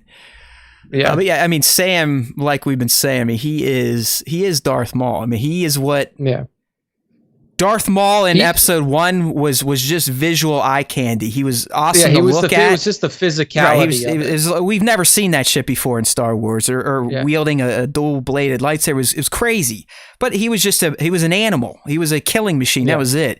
It was through George, Dave, and ultimately Sam voicing him that Maul has grown into this mastermind of sorts that not only took over Mandalore, but took over most of the crime syndicates in the galaxy, and was a conversation short of taking on Palpatine's big lie, essentially. Yeah. And ultimately, the only thing that held Maul back was his hate and his obsession with getting revenge on Kenobi. Yeah, that was it. That was his ultimate downfall. But so good answer by Jared, Sir Dork 730. Spencer at Baron's Black Series gave us an answer, and I cut it out because I remembered he is now That's how you left team in member. There. Yeah, there's a team. He's a team member, so his responses do not get shown anymore. So he says there are so many. You're right, Spencer, one more thing on Rebels with the holocrons. It is interesting that Ezra was also looking for Kenobi, because the holocrons were telling him that is who he needed to find to beat the Sith. And technically, they were probably leading him to Kenobi because of Luke. Well, I mean, Kenobi was still like a Jedi Master. Yeah, the Force, at least through the holocrons, was telling Ezra that Kenobi was the key, which technically he was. Yeah. Correct. Lima 4's up here. I'll take this one. For me, it was that short but sweet duel between Maul and Obi-Wan in the desert, Twin Sons episode. It was so profound and poetic on so many levels. All of the anger and hate balanced out by mutual respect, restraint, and the clarity of thought translated into action. Such a fitting end to a rivalry that spanned major periods in the Star Wars timeline and fought between some of the best written and most complex characters in all. Hey, Lima, are you an English major? This motherfucker can write. No, that's very well written. I mean, it's better than anything we've said. Like it sounds more educated. And Lima lives in the Philippines too. We need to get fucking Lima to start writing our copy on the website. Right? That's like a very, very intelligent way to write that out. I mean, I think we've said it. We've essentially said the same thing, but in more caveman-like terms, like Maul, ooh, Obi-Wan, they fight good. Yeah, that was way more eloquent. Yeah, no, that's very well written. Maybe we yelled at him a few times on his comments, and he took it to heart and really. He was like, "I'm gonna make this shit sound good." He's an economics major, which means he's a genius. Because when I took economics in college, I failed. It was impossible, and it shouldn't be. Economics. Yeah, economics and accounting were like the hardest things I've ever taken, and they shouldn't be. Not interested. All right, next up, Paul 6 says the whole final episode, but particularly the scene with Ezra and Thrawn when they wrap away, then cut to Hera's look of surprise. I wasn't crazy about Rebels at first, but since watched the series a few times and really enjoyed it. He's a convert. Like he's the guy that we're talking about, that I was talking about specifically at first. I was like, Rebels sucks. Fucking Disney ruined it. And then look how dumb the stormtroopers look. Yeah. I will say that they do, like the first time I looked at them, I was like, oh, they kind of took that aesthetic of detours, like the helmet design. It is a very stylized look, especially with the Empire. There's no doubt about it, but that's okay. But the stylized look of Vader is fucking sick. I like it. Yeah, I love that angular kind of. To me, it's like an Asian aesthetic, Japanese type of stuff. Definitely. Nico Tronus up next says Twilight of the Apprentice, the Ahsoka / Vader duel was epically done. The question of whether or not Ahsoka died, but that absolutely haunting score is music I can close my eyes and hear just thinking about that scene. Okay. This is another, Nick, I promise you, I just rewatched this. Ahsoka literally walks out of the temple and into something. So But I'm not calling out Nico. Everyone was like, "What happened to Ahsoka? I mean, they're doing like Ahsoka lives, like Frodo lives T-shirts for her. And even when that was going on initially, I was always wondering, like, what the fuck what do you mean? I mean, I saw Vader walk out, and I see Ahsoka walk out. We don't see her get on a ship or go anywhere. There are no ships. Who knows what that Malachor Temple explosion ultimately did? But I guess when I first watched it, maybe, I had one too many pulls. I don't know. But I did not feel like a lot of people that her fate was up in the air. Yeah. You thought that she just got out. Yeah, I was like, all right, she's out. Fuck it. Yeah, no. I mean, I think a lot of people remember, like, isn't there a scene where in Ezra's mind he sees her getting stabbed? Like he sees her impaled. I mean, right as basically she force flings him onto the ship, like, get the fuck out of here. Something's going crazy in the temple. It's about to blow up or release some major energy. And, obviously Vader's right behind her, and I think they just leave. But, I mean, they have their fight. She knocks his mask. It's coming down on him, and there is the explosion. But at the very end, so yes, I understand from Ezra's point of view and Kanan's, they probably thought she was dead. But from a viewer standpoint, I guess I missed the fact that we were supposed to be wondering what her fate truly was. Yeah, I don't know. Yeah, maybe a lot of people just forgot about in that universe. part. It makes complete sense why Ezra felt the need to go back and save her, because when he did leave, I think it was when she had her cross up behind her and was blocking like a killing blow, and I'm assuming that was his last image. So okay, yeah. Not calling anybody out. After watching it, I'm sitting there like, did Dave and them, did they trick us? Was this like a social media thing they got going? Ahsoka lives? Was it Ashley trying to drum up more hype? I don't know. Who knows? But next up, Scion XCC, good friend and follower, says, Ahsoka versus Vader is easily a top choice, but for me, I always go back to the episodes where Sabine goes to Mandalore and she helps free Mandalore from Imperial control, because I always had a deep fascination with Mandalorians, and these episodes added to their 100%. lore. Plus, who doesn't like seeing Mandalorians and fight? he essentially just touched on exactly what I said, and he's talking about episode 1 and 2 of season 4. I wouldn't say they fully liberate Mandalore from Imperial control. Because they kind of destroy the weapon. Yeah, they kill that big ass weapon. They free Sabine's father, who is like he's not so much a warrior Mando. He's more of an artisan, but can motivate people through his art and words. And really, where we leave Mandalore that's the time period I think we may get fleshed out either through Rangers, through Mando, Book of Boba, all this stuff, because that would be the period of when Bo got the Darksaber and was supposed to unite the clans and really try to kick the Empire off the fucking planet. But really, I mean, I think once we learn more about Gideon, I think there's going to be a lot of ties to the Saxon clan, because they're the ones that ultimately fully betrayed all of Mandalore, even more so than the Vizslas did way back when with the Duchess. Yeah, like the Saxons essentially handed over control of Mandalore to the Empire. Like Gar became a governor. He was a governor of the system. Mm-hmm. Exactly. So, all right, next up's Tones 1138 in the chat. There we go. Says Vader v Ahsoka and Maul v Ben, because Filoni knew what we wanted to see. Yeah. Knew that we wanted to see that so bad, and he provided. Definitely. I mean, two huge fan moments. I mean, anyone that went through the Clone Wars, knowing what we knew was going to happen with Anakin, would have been interested in how do these two resolve that in their later stages.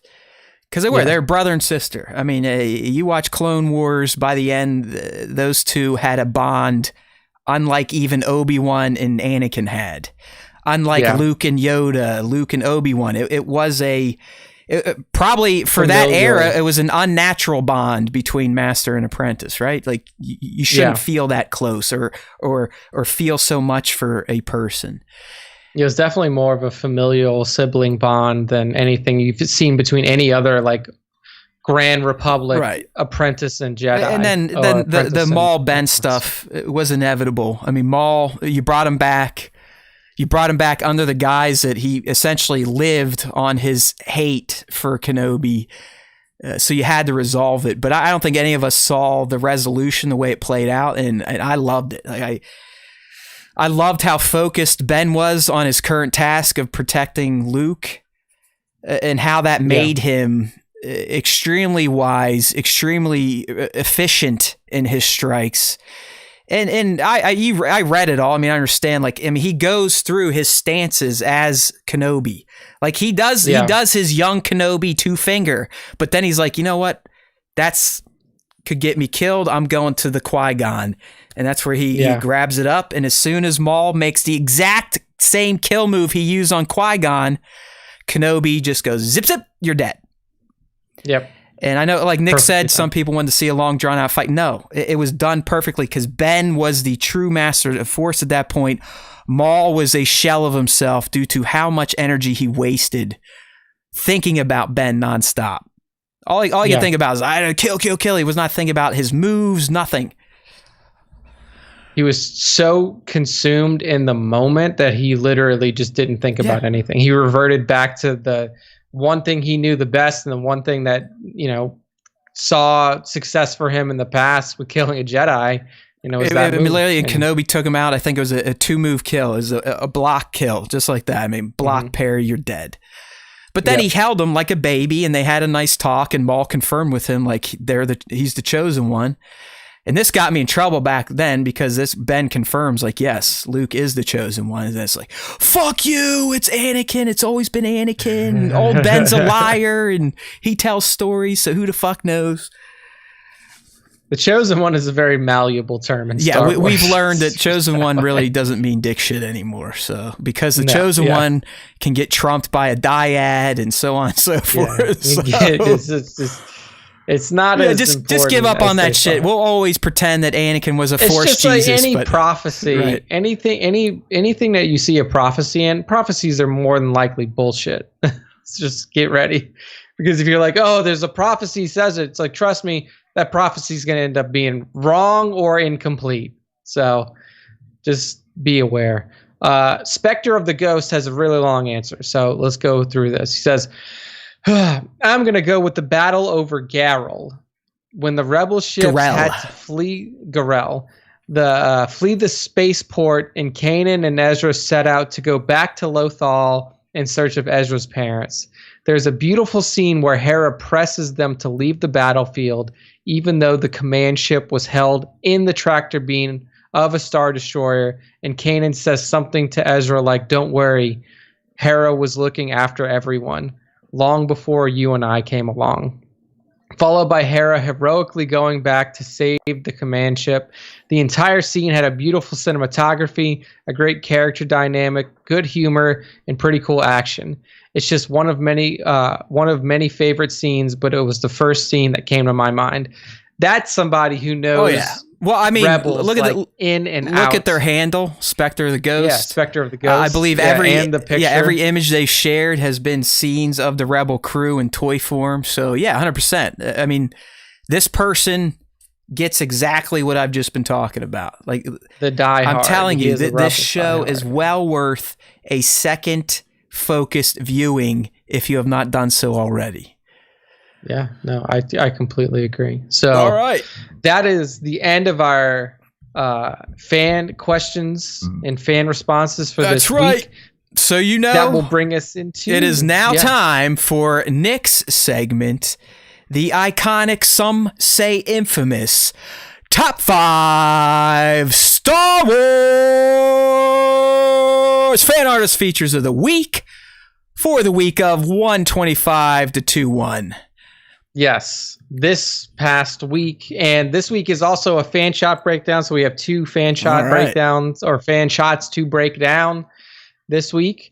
So we'll get to those at the end of the top 5. But first up this week is our good buddy at visual_approach_photography. I know he was in the chat at one point. I don't know if he's still here, but if he is, he can hear us love on and talk about his shot, which is another killer Mando shot. And one thing that you mentioned, the Blainer things in our interview last week, was you wish that you had the ability to pose and capture action like visual approach does.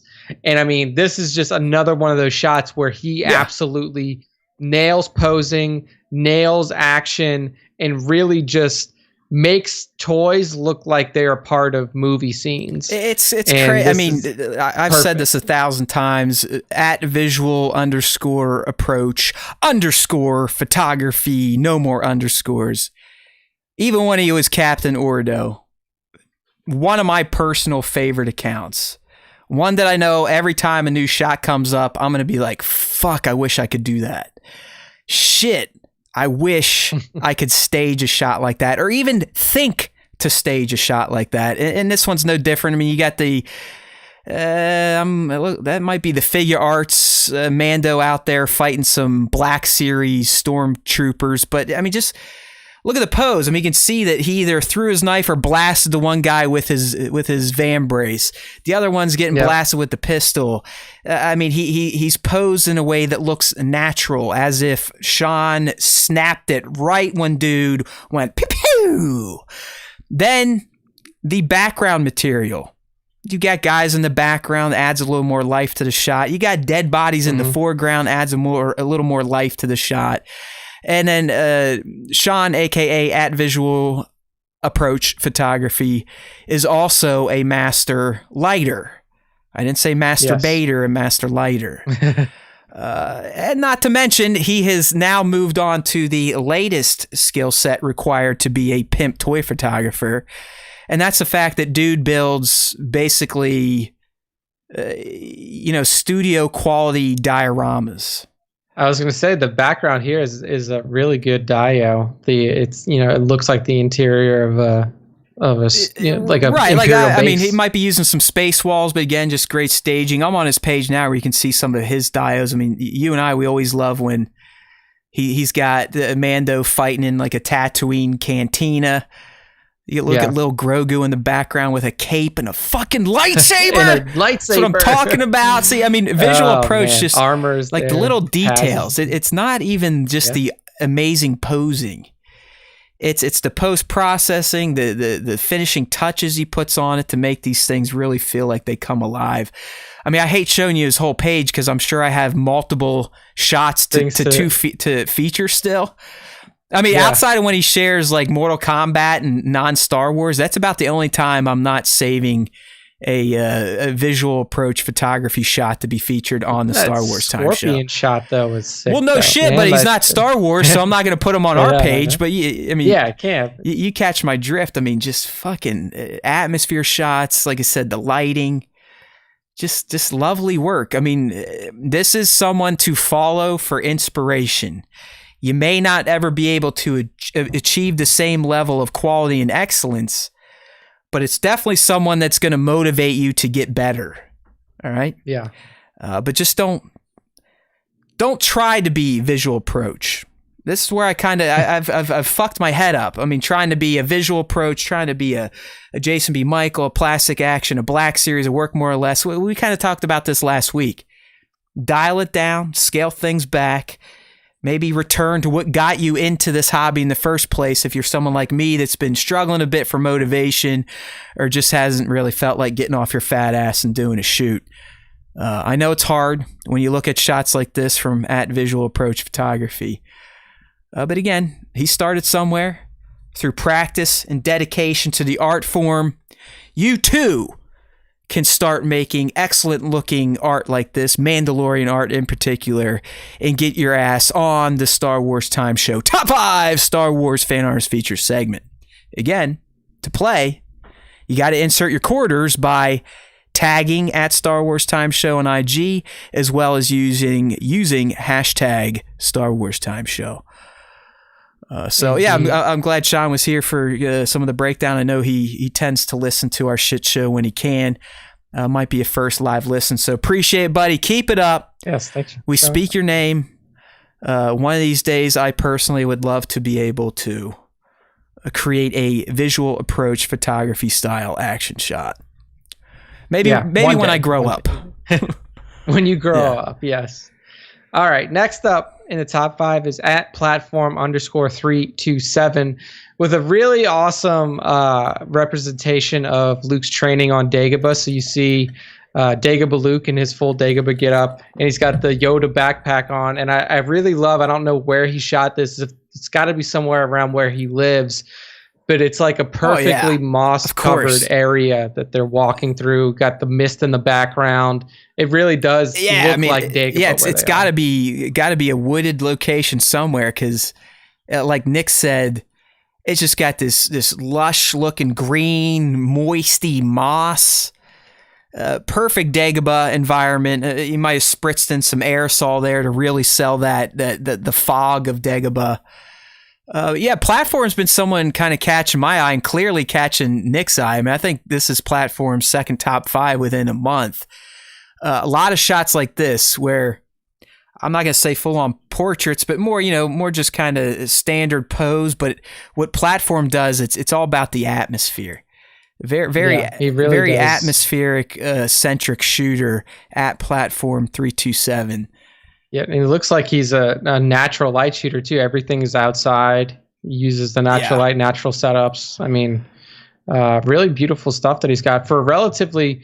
I mean, like 660 followers. I hope this guy can get a little bit more love here because that's what we just whipped out our big swinging dick, Nick. So you better watch out. Watch out. You get the Star Wars Time Show. We'll get him at least ones of followers. Yeah, single digits. Let's get it up to 665. There we go. We got an update from Visual Approach. Thank you guys. I just love the show. This is my first live listen. Awesome. So we were right. Just blew off work for it. Hey. Well, I don't know if I'll do that in the future. Yeah. You don't want to sacrifice your livelihood for our dumbasses, but we definitely appreciate you listening. We see you sharing the stuff, trying to trick other people to get in with the show. So awesome. We as I say, we speak your name. Love it. So at platform 327 with this awesome shot here. I'm with them on the outdoor stuff, Nick. The more like I've been forced indoors. I think I need to grow some balls like Sean and just shoot my sub-zero garage. Not that I stalk this guy, but I do. When we talk about people I see all the time, I'll read their fucking comments they put on their pictures. And apparently he shot some of, I'm talking about Visual again, shot some of his recent shots in a garage that was 10 below. Jesus. Yeah, because I think he's up in the northern part of the country, like Connecticut or something like that. So, yeah, I'm not going outside anytime soon. Fuck that. I used to when I had the Funko Pops, and I can just throw them down and be like, oh, look, a Funko Pop, shot. It's in the snow, aren't I cool? But no, not now. I'm not fucking spending the time because I'd say these days to even get a session started, breaking out all the gear, getting the lighting set up at 30 minutes just to get fucking set up. It's a bit of a task. So in my 40s, I'm not going out there and letting my wiener suck up into my body for a toy shoot anymore. But anyways, back to Platform 327. Obviously an honored artist to make Nick's top 5, but very good natural, as Nick said, a natural light photographer. Doesn't look like there's a lot of post-processing fuckery going on here. Yeah, and I always appreciate that because, that's me. Fuck Photoshop. Fuck Photoshop. And I know for a fact that's how Sean kind of improved some of his final touches, but I just refuse to learn it. Yeah, one day maybe when you get really old, when you're in like your 60s, you'll learn Photoshop. Yeah, maybe. All right. Next up, we have a really awesome, this is a digital composite from at crafting_visuals. Who I know for a fact mentioned at least either on their profile or in the caption of this shot on their page is he's a follower of Thank Phase you, Runner. Nick. You knew where I was going. Yes. Thank you. Because this is a very Phase Runner-esque looking poster. And at first, I thought it was a Phase Runner, so I had to go back and make sure that I was not posting stolen work. I did too. Like when I first saw it, I was like, "Oh shit, we haven't had a Phase Runner share in a while." And I looked at it, I was like, "Crafting Visual." He also hit us with the hashtag Star Wars Time show on his post. Yeah, so well done. I love seeing that. But what we see here is a reimagining of the Last Jedi poster. Instead of what you see in the movie, what we see is Kylo on a battlefield or on a field in general, you see the strewn pieces of a first order vessel, ship of some sort around him, and a massive rancor that is like, you know what this reminds me of, Nick? I mean, you could delete the Last Jedi logo, but it's almost like a scene from Force Unleashed. It's like a Star Killer moment, you know, where he's either pulling down a Star Destroyer or facing off against big ass rancors. But I mean, this one, obviously it's Kylo there, and I do like this version of Kylo. I've always liked hooded Kylo, raggedy Kylo, if you will, with the helmet on. Yeah, it's just a cool looking shot. I mean, I know some people are like, "Oh, it's awesome if it didn't have the Last Jedi logo." It's like, it's a poster. It does draw your focus a bit away from the actual subjects, but I can get past that and just appreciate the composition. And it does present Kylo as a very intimidating, badass-looking figure. Yeah, he does. He looks like a bad mother, because you know that he's going to go and he's going to cut this fucking he's just going to down. Run, jump up, and like stab it right into his head. Yeah. So, I mean, I really love the striking visual style of this, because whenever you have those huge size differences between your primary focuses and your shot, it creates this really awesome visual dynamic, because you're like, you know, it's kind of like the same way that, you know, people feel when they're watching Jurassic Park and the fucking T-Rex is looking down on Dr. Grant and the kid. Like it gives you that sense of tension, that dynamic feeling. It's like, I mean, if you weren't Kylo Ren, you'd be in a very bad situation right now. If you're on that poster. Yeah, so I really enjoy the composition here. At crafting_visuals on Instagram. Again, 1,000 followers. Hopefully he gets a little bit more love, but he does this with a lot of different series as well. Justice League, he's got one up there with like a Justice League poster with Superman. He did one with Ghostface from fucking Scream. He's got a Dune poster that he whipped up himself. All of his shit looks really good, and you can see, like he says in the original post on his page, he was inspired by Phase Runner's work with a Rise of Skywalker piece from this. And you can see he probably is just a big fan of Phase Runner to start off with, because he does have that kind of Phase Runner type of style. Oh, yeah. Still good shit. So check him out at crafting_visuals. Robert, 20-year-old art lover. DM for collabs and commissions. Collab it up, super scoundrel. Collab it up. There you go. Next one up is one He's of back. one of my favorite guys. You love this guy. I love Mint Complete. So this is at Mint Complete on Instagram. It's because when Mint Complete takes a shot, it's a toy shot, but you would never fucking know it, because it looks like it comes from a video game, a TV show, or a movie. He is a master compositor, meaning I bet he took that fucking shot of a toy against like a turd, literally like a fucking piece of poop, and then cut it out and somehow magically digified it with Photoshop to look like a work of art. Yeah, like it's incredible. So what we see is an X-wing coming through. It's probably hyperspace, because you can see like the distinctive hyperspace swirl that you get in Star Wars, and also you see the star lines as well. But it does not look like a toy, and it blows my fucking mind every time I see his stuff, because it just looks real. And I mean, I just don't know what else to say about this. Like, there's no, like, sometimes he'll do like he like doesn't BTS, have it here, but I'll pull up one. I think it's on his this Plo Koon shot. Yeah, the Plo Koon with Ahsoka shot has a BTS, and it's literally just like the figures. Like, well, one of there's one, and there's one right next to it. There's two Plo Koon shots right next to each other, and one of them has it. But it's literally like he takes the picture behind a fucking white background, and then he, like Matt said, he is a fucking master compositor, and he adds in these backgrounds that makes it look fucking real. I mean, it's seamless. Yeah, it's unbelievable how he can cut in those backgrounds when literally the shot was against like toilet paper. Yeah, like just the way he color grades matches the lighting of the background to the shot he made against a generic white backdrop. It doesn't even look like he does crazy lighting when he takes the initial picture. I mean, most of all that looks like is done right in Photoshop. But yeah, I mean, Mig took a break. I mean, when did he drop this? Yeah, this is his first round of shots since August. I guess first and foremost, I'm flattered that he remembered we still existed and kept tagging us. Maybe he had his hashtag saved. He's oh no, he actually tagged. No, he's good. Like he's always been on the radar. But yeah, I mean, dude, look who we're in the company on his tags. This is who Make Complete tagged: Hasbro Pulse, ILM, Favreau, Filoni, EA, Star Wars, Lucasfilm, Hasbro, Star Wars, and that's always what I'm talking about. Like that right there. That's all I want. That's all I want from you people. He puts all the big boys, the biggest boys, and our two dumbasses up there. The SWTS. See? And you know what, Mig? You know what, Mint? We appreciate that, sir. That keeps us going. We love it. That's awesome. You are the new. This shot itself. He is the new Star Wars Time Show mascot. Yeah, I mean, God, man, what else can you ask for right there? That's fucking perfect.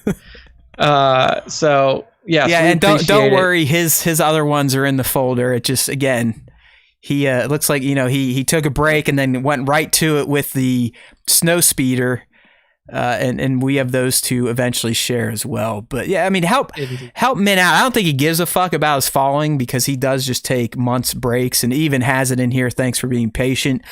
But when you do that, IG penalizes you. So, I mean, his fantastic art is not really even being seen by even his own followers. So, yeah. I mean, and this guy is, like we said, he is a master. Like this shot of Lando's Falcon coming through the clouds is like fucking mind-blowing.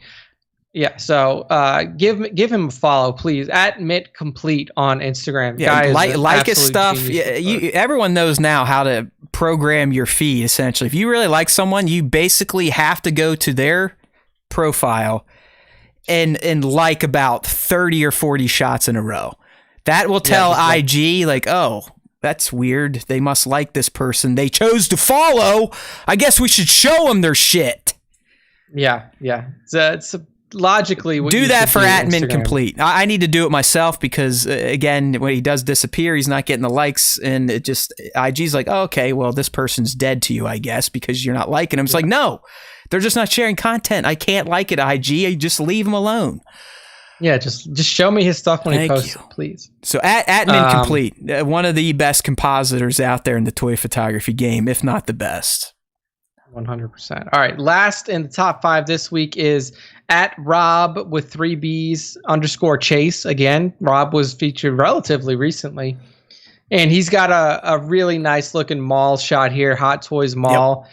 I love how he brightened those eyes up. That's what really kind of does. It does catch your eyes. I mean, I've actually shot this mall. This is the Solo Mall from Solo, so Crime Lord Mall. Yeah. The one that people hated, right? Yeah. People didn't like this one? No, they don't like the Clone Wars one. The Clone Wars Mall, I don't think they like this one either. It doesn't matter. I love Darth Maul. I've got them all pre-ordered or they're in their glass shelves. But yeah, I mean, Rob is, I believe, started as in the Funko Pop game, still does some awesome looking Funko Pop stuff. But since he's crossed over to action figures, I think Nick has tapped him now 3 or 4 times for top 5. So that should tell you something about Rob Chase. But like Nick said, I think this is it's either a composite or a digi, right? The background's going to be digital. But it's like the subtle lighting. It's kind of a toned down shot in terms of the lighting. It's a darker shot. But because he did, I'm assuming dodge the eyes or maybe just overlaid some white paint on it or whatnot, it does make the face pop, like you're just drawn right to his eyes. And Nick, these are one of the dolls where you can actually pose the eyes themselves. Oh my God. Get in there. I guess that's why these things cost. Yeah. I mean, dude, I was in there. I'm like, oh, you like make the eye go up and down. You can make him look cross-eyed like a dope. But no, I mean, like the way that he has the eyes positioned too is perfect. I mean, he's got the head tilt that way, looking over towards some sort of enemy he's about to cut down with his ignited lightsaber behind him.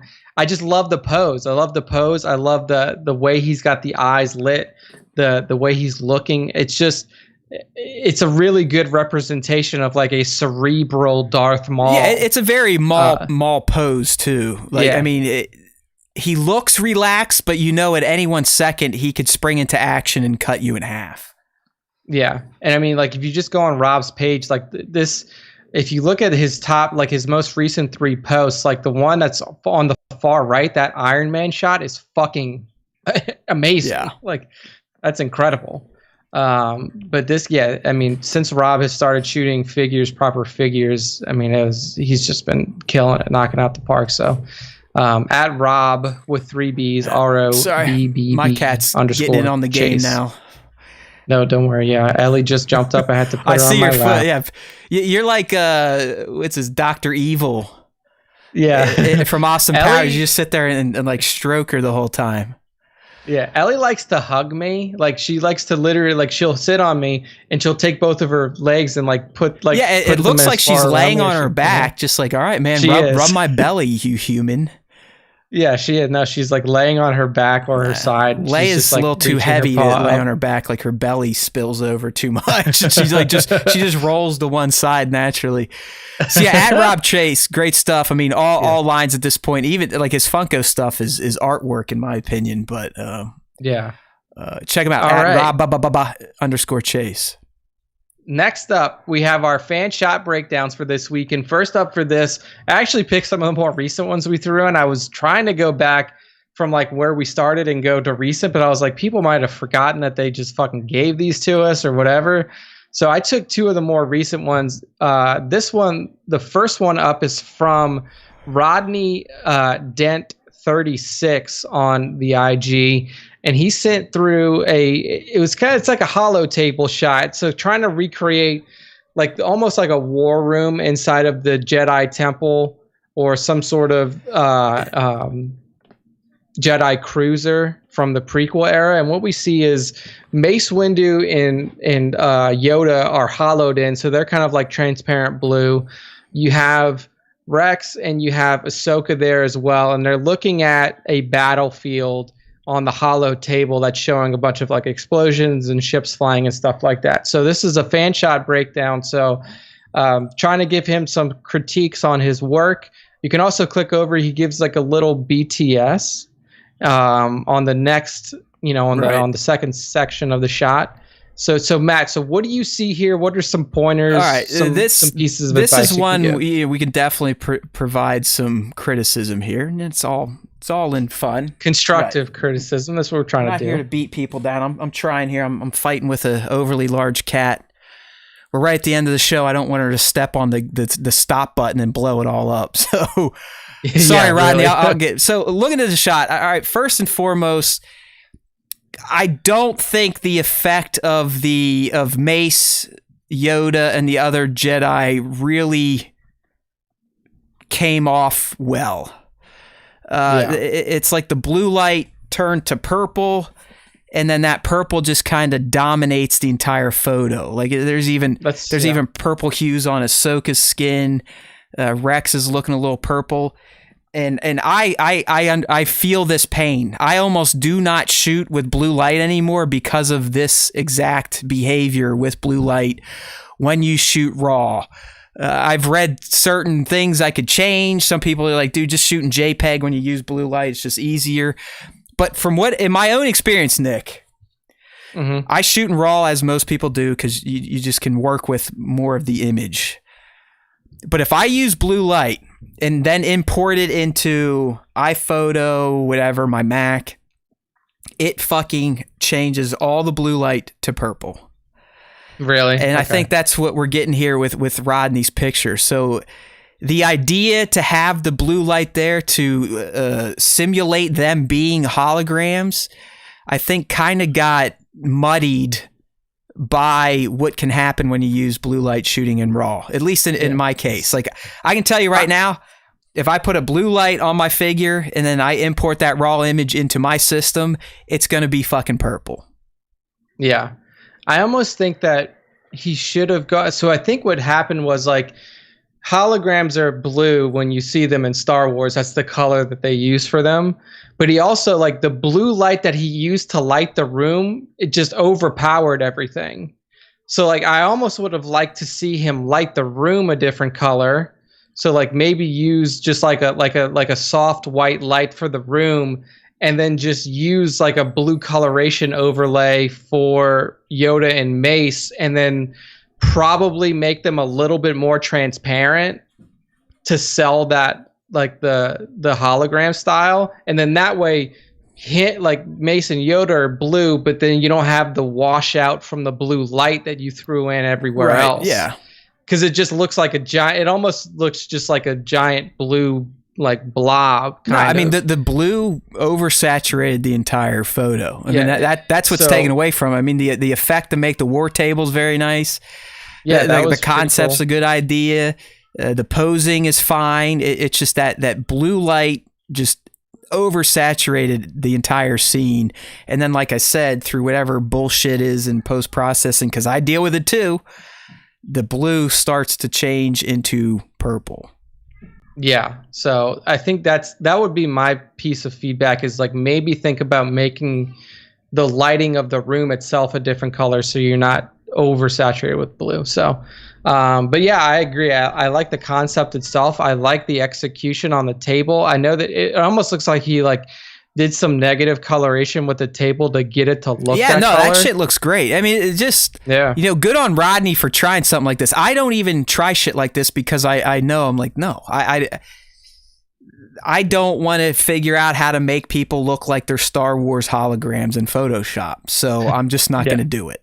That's why my portfolio is very limited looking. It's very portrait style, and that's fine at this point. Yeah. It's probably hard to do. I mean, like, I don't know.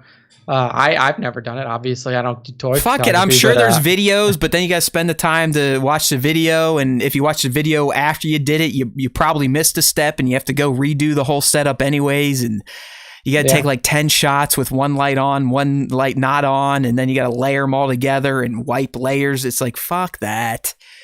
Yeah. Just give me a figure. I'll shoot it, move some lights around, and hopefully people think it looks like I have some sort of eye for this thing. Yeah. So, Rodney, if you're listening, if you hear this, I hope that the feedback was helpful. Let us know if you did listen, and if you have any questions or feedback for us from the shop. Take my advice. Just never use blue lights. I've completely limited my options in lighting now because I don't want to shoot in JPEG and I don't want to deal with the blue light after effect. Yeah. All right. So next up is from Hasbro Star Wars. I'm surprised that this handle was available. It's unadulterated too. There's no hashtags or underscores or numbers. Nope. It's just straight up Hasbro Star Wars. Yeah. So what we have here is a digirama shot of Anakin from Rot's Anakin walking into the Jedi Temple. So that shot where he's about to go in and slaughter the younglings. So the only toy in the image is Anakin. The rest of it is the digirama. So you see like the clone troopers that are on his side are actually in the digirama. So feedback and thoughts here, Matt. What are you seeing here? I mean, it's not a bad shot. Yeah. You could argue the lighting on Anakin doesn't necessarily match the lighting of the background. It might be a little too white light. You know what I mean? Yeah. It should have been a little moodier, maybe toned down a bit, maybe have some like blue hues to simulate a moon. Yeah, it's gonna. Yeah. I mean, if we're going for a full-on recreation shot, was he not directly flanked by the troopers? Were they not like lockstep behind him, or was he? He was actually leading. Okay, so he was way ahead. So I guess that works out too. Yeah. I was going to argue that you might have zoomed in on the troopers a bit more to increase their scale a bit, but I think it works the way it's set up.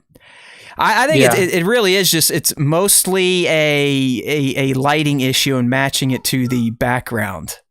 Yeah, I would have, the only other thing that I would like, and this is like a real nitpick, is like, I know that this, like the way he shot it now is just how the shadow fell on the left side of his face, but it does kind of look like the way that shadow falls out. It almost looks like it goes directly into a void, and it kind of makes his face look a little bit weird. So maybe I don't know. I kind of like the just where you're getting half the face. Plus, it's the old boy cut sculpt, which I have and I have not used yet because I'm an asswipe. So kudos to Hasbro Star Wars for using it because it's an excellent Anakin sculpt. Yeah, it really is. It's a slight blending issue with the foreground subject, which is the real toy, the subject, and the digital screen. I'm always going to be into throwing in a little bit of atmosphere here or there, to spruce things up. But yeah, it's a good shot. It just overall, some lighting issues is what I would say. Yeah. So that's it for the fan shot breakdowns of this week. So I hope that you guys, glean some sort of. Hey, Rodney was actually in the live stream as Furious D36. Hey. So all right. There we go.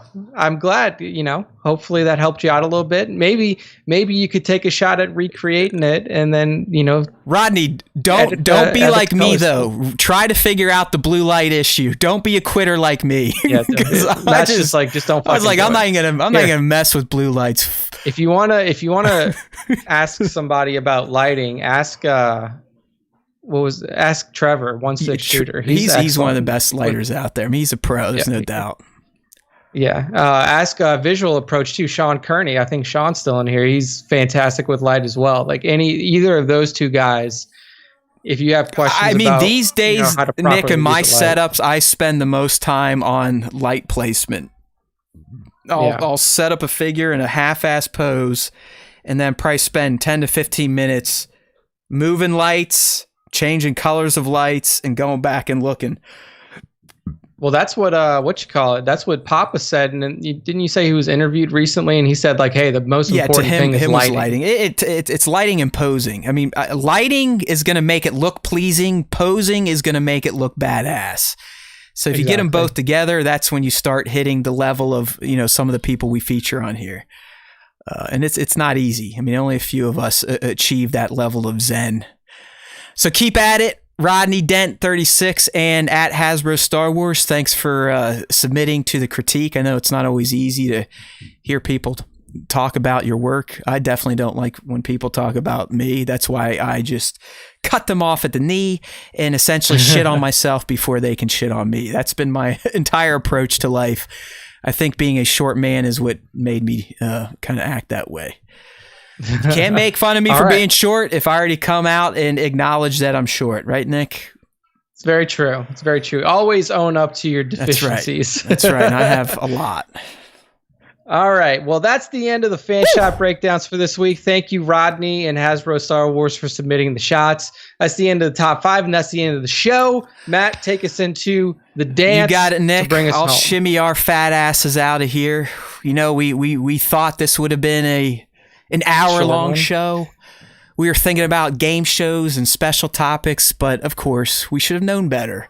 Anytime you sit us in front of a mic and say Star Wars, go, we fucking go, and we don't stop until we collect our $200. Who knows where that $200 is coming from? But you all know that there's always time for Star Wars time, and these two idiots will at least give you 2 to 4 hours of content a week. And how can you stay in the know with the Star Wars Time Show? Well, it's easy. As Nick said, you do the little dance, you shake your happy ass over to StarWarsTime.net. It might not be .com, but it's still .something. StarWarsTime.net, that's where you got all the information you need to follow along with the Star Wars Time Show. If you like the podcast in audio only format, guess what? We've got all the links for you. Even if you don't like it on the audio only format, why don't you just subscribe anyways and leave a rating and review? Rating and reviews on the podcast platforms are akin to likes and comments and shares on YouTube. Speaking of YouTube, you can also find our channel on StarWarsTime.net or just search Star Wars Time Show on YouTube. It should pop up these days. But if you don't want to take the extra effort to subscribe, if you do use the subscribe link through our site, it'll just do it for you. Do it right now. If you're not subscribed, push the button. Sub up. I think we're over 700. Let's get this motherfucker to 1,000 before summertime. We can do it. You guys all tell us this stuff is great. Let other people know. We know it's great, right? I'm the biggest narcissist in the room. But does your friend know it's great? Does your mom know it's great? Does your dog know it's great? They like Star Wars too. And if they don't know, you just got to remind them, hey, listen, Star Wars Time show, it's easy to remember. There's always time for Star Wars time. Even sing the song. There's always time for Star Wars time, bitch! Okay, that was a new one. We haven't released it yet. The single's coming out on Spotify. In all seriousness, we love you. Keep the feedback coming. Keep the DMs happening. Join the Discord server if you want to keep up with this shit show when we're not on air. All that stuff can be found, by the way, on StarWarsTime.net, or if you go to @StarWarsTimeShow on Instagram, you can find our open access Discord link. Join. We seem to get a few new people every week. I think we're, over 30 members, maybe getting close to 40. I don't know if everyone chats, but they're at least in there monitoring the feeds. They're going to see what will the boys do next. What dumb shit will they talk about for 3+ hours next? Well, if you're on Discord, you may know. Or if you visit StarWarsTime.net, you may know. Or even better, just tune in for the live streams. Look at today, you got an hour-long Star Wars Rebels homage. It was a gift of Star Wars Pass to remind you of its greatness and how it is moving into the future of Star Wars, how stories are being shaped from the past work of our Lord and Savior Dave Filoni. But what I want to leave you with is the most important thing you'll hear this week. And that's if you listen to the Star Wars Time show, the Force will be with you. Always.